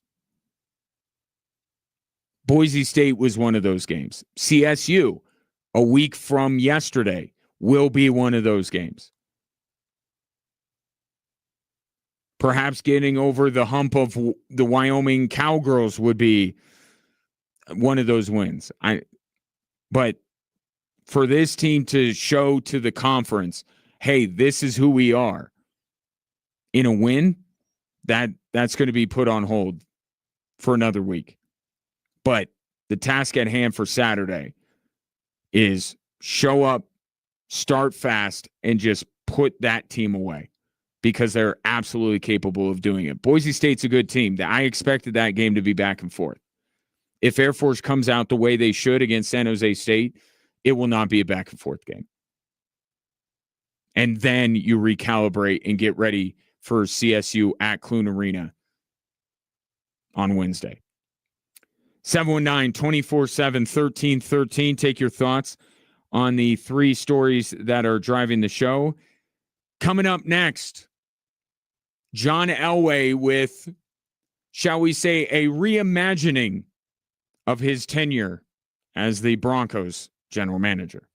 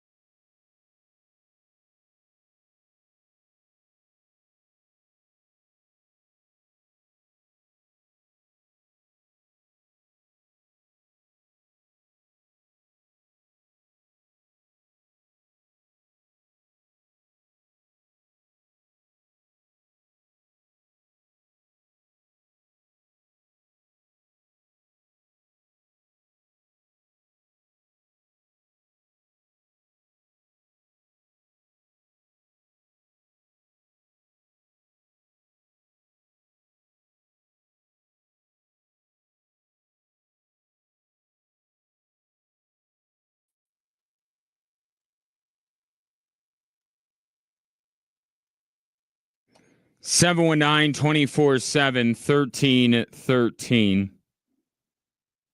Trying to find fits for these NFL teams that don't have coaches, and find good fits for the coaches that are looking for gainful employment. Here's one a little bit outside the box from Dave. Pat Shurmur to Cleveland. He's available.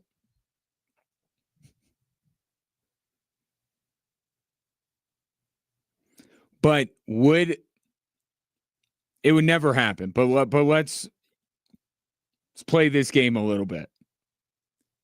Pat Shurmur comes in to Cleveland and gets to choose his quarterback. Is he choosing Shedeur?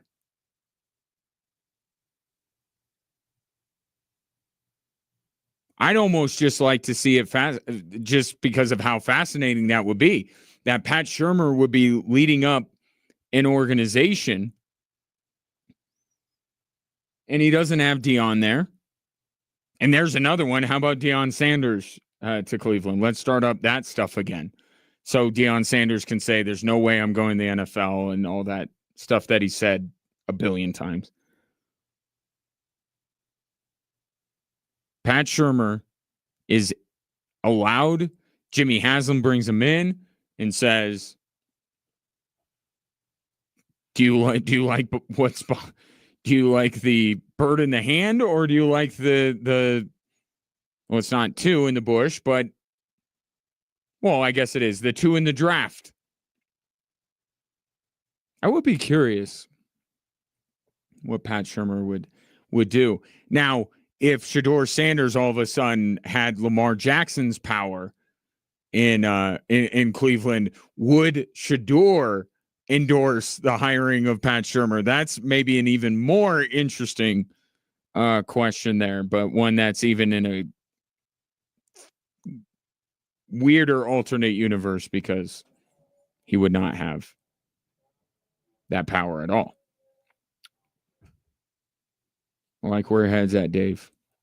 Look, there are some of these teams that I know there are fans of that team, but for the general public, I do care more about who lands in Cleveland than, say, who lands in Arizona. I can at least say that much. Speaking of people who have made quarterback decisions, questionable ones, John Elway. Have you seen his Netflix doc yet? And it started with The Last Dance. That's what I blame all this on, by the way. And I love The Last Dance as much as anybody. It was the greatest documentary series, however you want to, that I've ever seen. I loved every nanosecond of The Last Dance.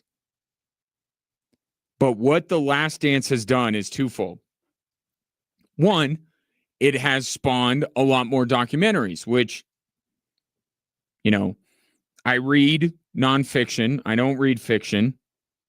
And when I watch things that are not Office reruns, documentaries are one of my favorite go-to things, especially sports documentaries. So that's good. But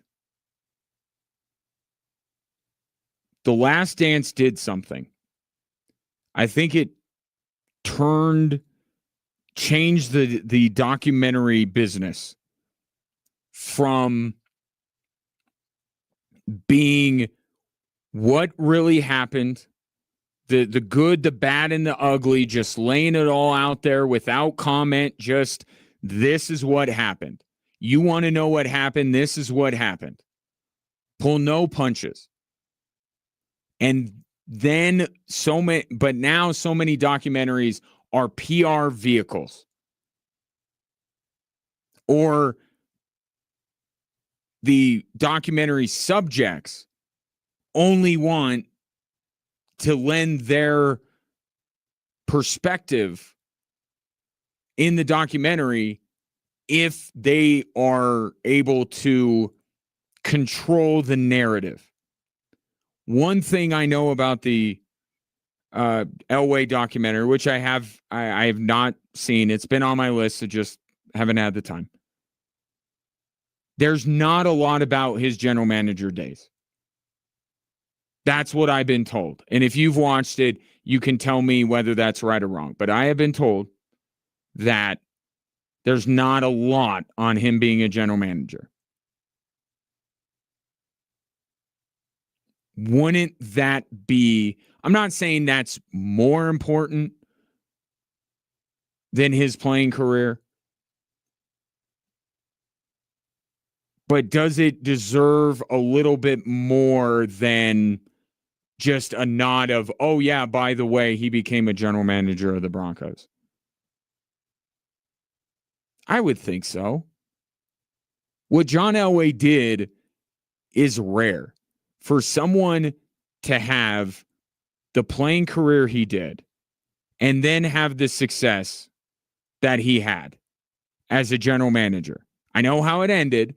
I'm just saying the success he had as a general manager when he brought in Peyton Manning, not a lot of guys make that turn. So that, to me, beyond the local ties, I find it interesting. I would be curious to see how John Elway, on the Mount Rushmore, the greatest quarterbacks of all time, was able to parlay that career into winning the Super Bowl as an executive.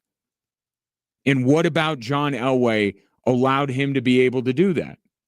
Now, I have my thoughts, and I've certainly heard from people, we're close to this story, but I'm speaking from a more general point of view. If you didn't know a lot about John Elway becoming the general manager like you knew he was, wouldn't you be interested? It feels intentional. Now, I said this when John Elway ultimately walked away from being a general manager. It does not solely who he was as a player or what he means to the organization. It is, it's his version of Johnny Unitas in a where did Johnny Unitas go? The Rams? Michael Jordan in a Wizards uniform. Like, you know what I mean? Or Michael, even worse, Michael Jordan as an executive. But you get what I'm saying. Like, John Elway shouldn't be remembered for, the quarterback carousel he went through post Peyton Manning.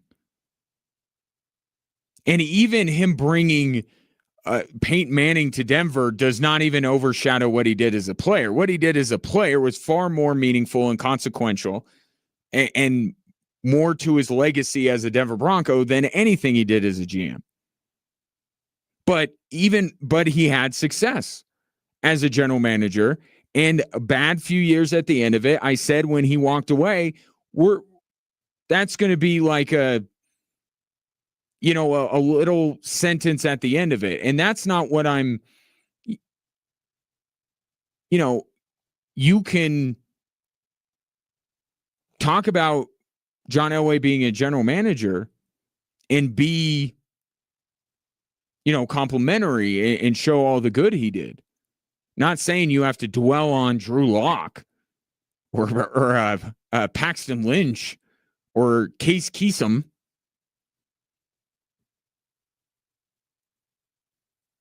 But it seems like if that is true, that there was only a slight mention of him being a GM, it's because of what mentioning that would open up. Especially here locally, because every bit of from the level that what happened. You weren't inside the organization, but you lived through all of that. That feels intentional to me. That feels like a choice. And this is hardly not the only one. Like so many of these sports documentaries, I've turned them on and I've turned them off because they're just they're puff pieces. Like they'll put a little something. I mean, even Connor Stallions was painted as somewhat of a sympathetic figure in his little docu-series that he was in. Like, give me a break. But they throw in like one little bit of adversity. That's what they trade. They trade the opportunity to tell the whole story to get access to the subject of the documentary. And it started with The Last Dance. And I don't know that it's overall the best for sports documentaries. To wit, John Elway has been making the rounds. And it's great to hear from him. You know that, the health stuff that he's been dealing with. And because of how big of a legend he is around these parts, anytime John Elway speaks, we in Colorado listen. Even if we grew up despising what he did to our favorite football teams. Or maybe that's just me. Well, he was on Shannon Sharp's podcast, Club Shay Shay. And he said something about one of the perceived whiffs of his time as general manager. And I want you to react to it, and I will as well. Here's John Elway. It's about 90-second clip from Club Shay Shay, Shannon Sharp's podcast. You do regret Josh Allen. Yeah. Looking sitting right there, you had the fifth pick in the draft, and you don't take him. You think that would have changed the fortunes? I do. I do. And because I really liked him. But, the problem is and the way that I worked is I wanted buy-in from the coaching staff. Mhm. And I couldn't get the buy-in from the coaching staff, right? I couldn't get everybody on the same page with it. And, and I loved him. Now, when he was coming out, he wasn't perfect. Yeah, he was raw. It was very, very raw, right? And and his accuracy was the biggest question. Right. Just athletic as hell, big, strong, Mhm. competitive, and all those type things. But there was that was the one question. I loved him. That's why I say I regret it, is because I didn't overrule everybody and say I'm taking him. I'm taking him. Right. I'm taking him because now it's up to you to make him good. Right. But none of the coaches were all kind of, and then, Nobody. and they were all hot on Bradley Chubb. Right. And so they were all hot on getting pairing him Chubb. with Vaughn. But yeah, exactly. Right. So I just couldn't get the buy-in, and even though I liked him, but so the one regret I have that we've talked about is that I didn't just overrule and say we're taking him. Right. Now, again, you have to have the right coach. To coach him up, because you look at him his first year, he wasn't like that until he got with Dayball, and now these coaches. Correct, and be able to get. That's why if you don't have buy-in on that offensive side, and knowing that, okay, well, that's the one regret as a GM. You sure about that? You sure about that? You sure about that? That's why? You didn't get buy-in? This feels to me like a bit of revisionist history. Because I recall that at Josh Allen's pro day, which is in Laramie, Wyoming, not that far from Denver, John Elway wasn't there. And we heard leading up to the draft from credible reporters that the quarterback that John Elway loved in that draft was Sam Darnold. Which all these years later, maybe John Elway was onto something with Sam Darnold. But I don't have enough time in this show to go over all the reasons why I think that what John Elway is saying there is not entirely true.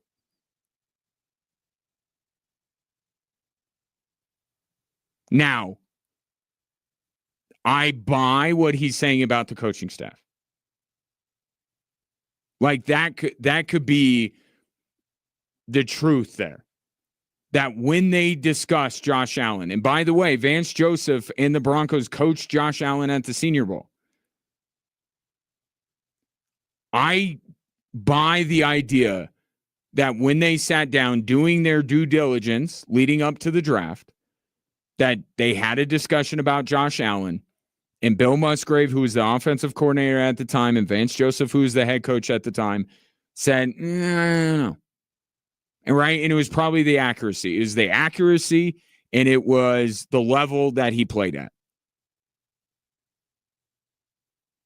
Right. Those were the two big knocks on Josh Allen. He wasn't accurate, and he didn't play in the Big Ten, SEC, Pac-12, all those. Right.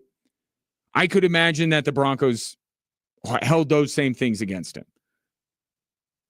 So what John Elway is saying there about the buy-in or lack thereof, I absolutely believe that could be the case.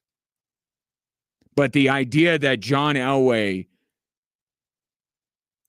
was sitting there going, man, I can't believe these guys don't like Josh Allen. I can't believe that they don't see what I see in this guy. And for John Elway, number 7, more than a man, less than a god in the state of Colorado, to feel like he can't overrule Vance Joseph and Bill Musgrave. Come on. Come on. If John Elway felt that strongly about Josh Allen, he would have overruled them. Come on now.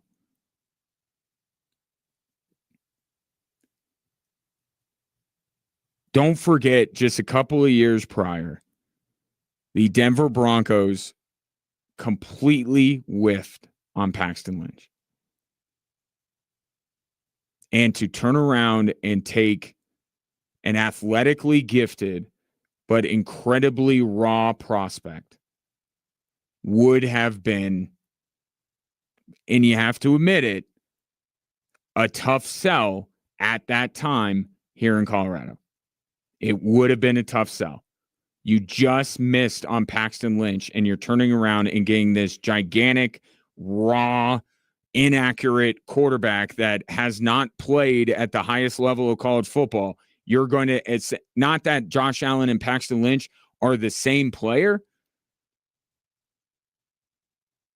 but they have too many similarities for Broncos country to be on board. Now, I'm not saying it was a universal feeling, but I was on the air on this radio station leading up to that draft.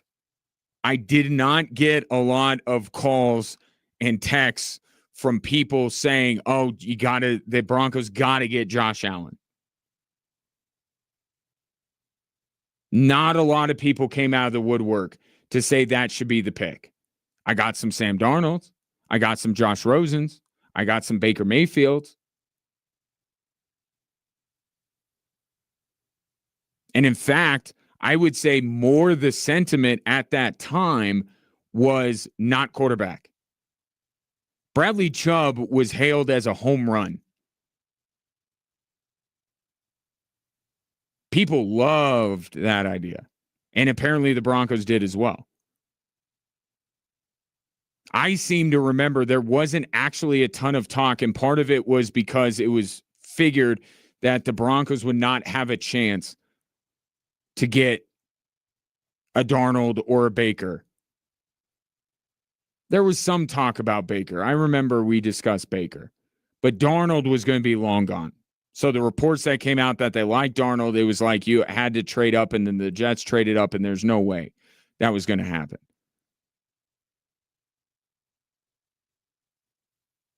And remember, like, not to bring up about it, because I like Josh Allen a ton, but remember there was like tweets.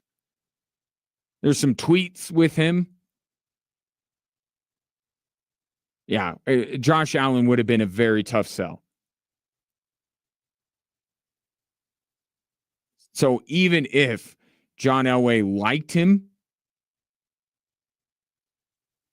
I think that maybe he was a little bit gun shy because of what happened with Paxton Lynch and because of how a pick like that would be received. And even some part of them may be like, am I going down this road again? But the point that they bring up, that's the best one, is like, look, Josh Allen isn't Josh Allen if he lands in Denver. They didn't explicitly say that, but that's would have been the case. That's where it's not defending the Denver Broncos, but it's pointing out something very real here.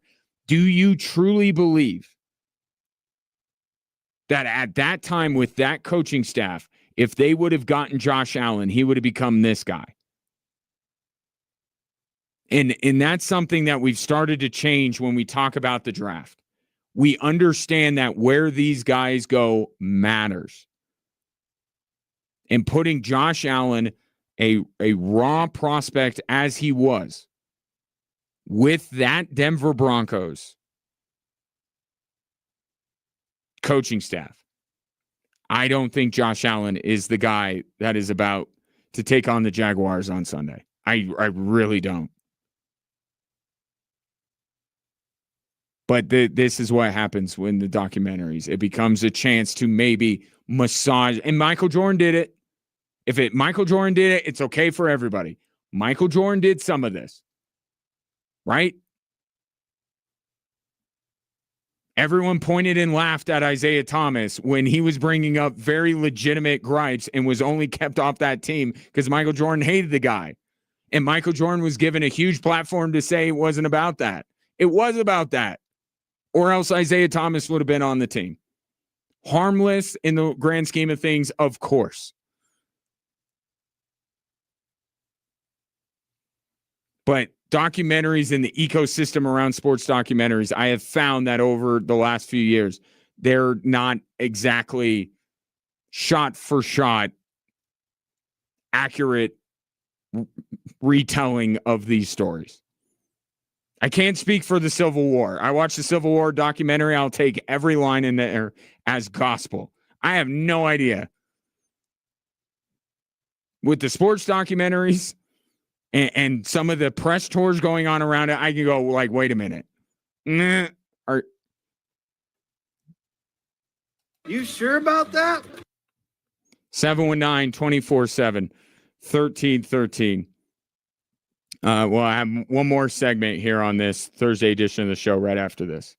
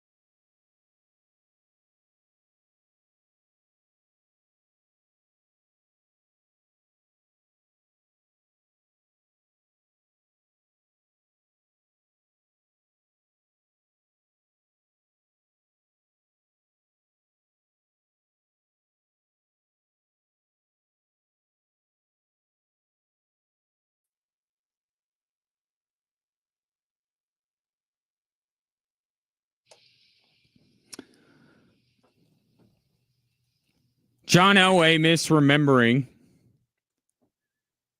what he thought of Josh Allen and why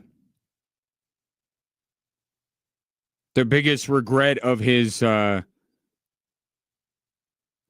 manager days was not overruling his coaches that didn't want Josh Allen. That's what it's been. It was that I didn't take Josh Allen, and now it's that I didn't overrule the coaches to take Josh Allen. It's fine, whatever. Just come on now. This coming from Kyle. For the Josh Allen pick, I totally agree. The main detail, however, is that we were in a crazy ownership limbo with Joe Ellis and a group of people running the team. There was no direction after Bolin passed. And that certainly made John Elway's job harder, but at the same time, he was a part of that. I mean, we got to be honest here.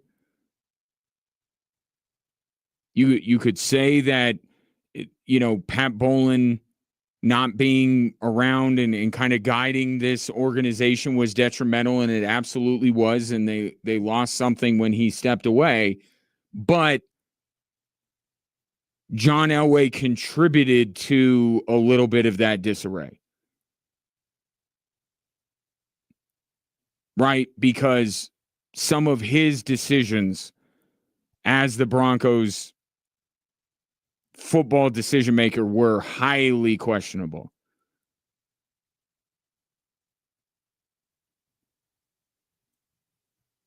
So I agree with what you're saying. I'm just saying that John Elway was one of those people who is a bit perhaps rudderless or didn't have the guidance that he needed without Pat Bolin. Because the football side was almost as messy as the business side.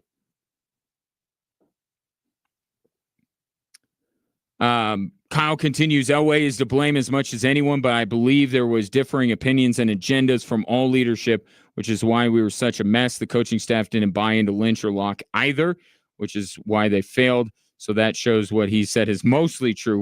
We would have probably ruined Josh Allen too. Haha. Yep. I think that John Elway fibbing or trying to mold the truth, let's say, is kind of secondary to the, idea that, if the Broncos would have taken Josh Allen, then all of this would have never happened. Now, I'm not talking about this. This, for Broncos fans, is good. I'm saying between Peyton Manning and Sean Payton, that window, it wouldn't have been. It really wouldn't have been.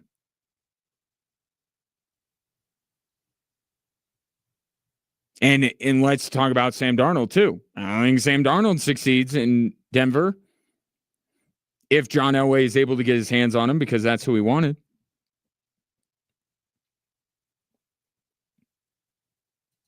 But isn't it just nice for you Broncos fans? Not a problem. Ancient history, right? You're getting ready to scout the upcoming opponent for the Denver Broncos in the playoffs, which they will host at home because they are the number 1 seed. This coming from Tom. Do you think that if Dion had another real good year at CU this year, that he would be up for the Browns job? I think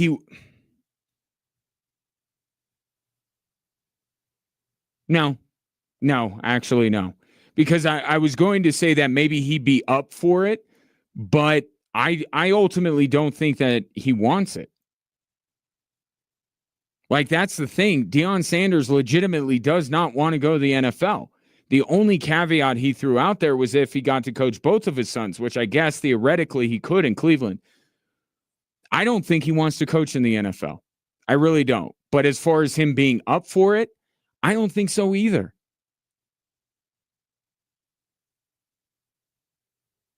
I don't think he would want to either.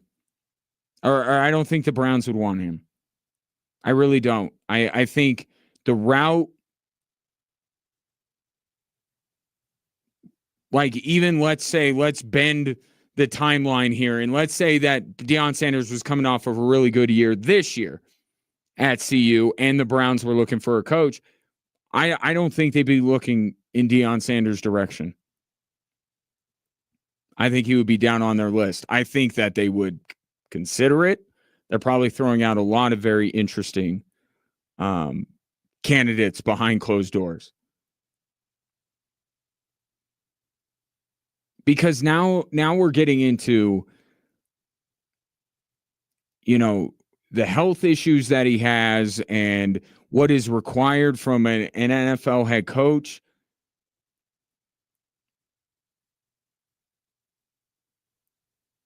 And then the dynamics it creates in the locker room.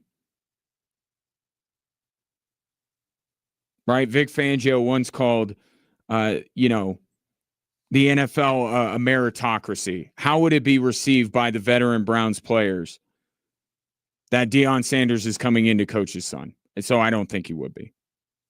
That'll do it for the show. Appreciate your patronage. Thanks to Mark Moses. Talk soon.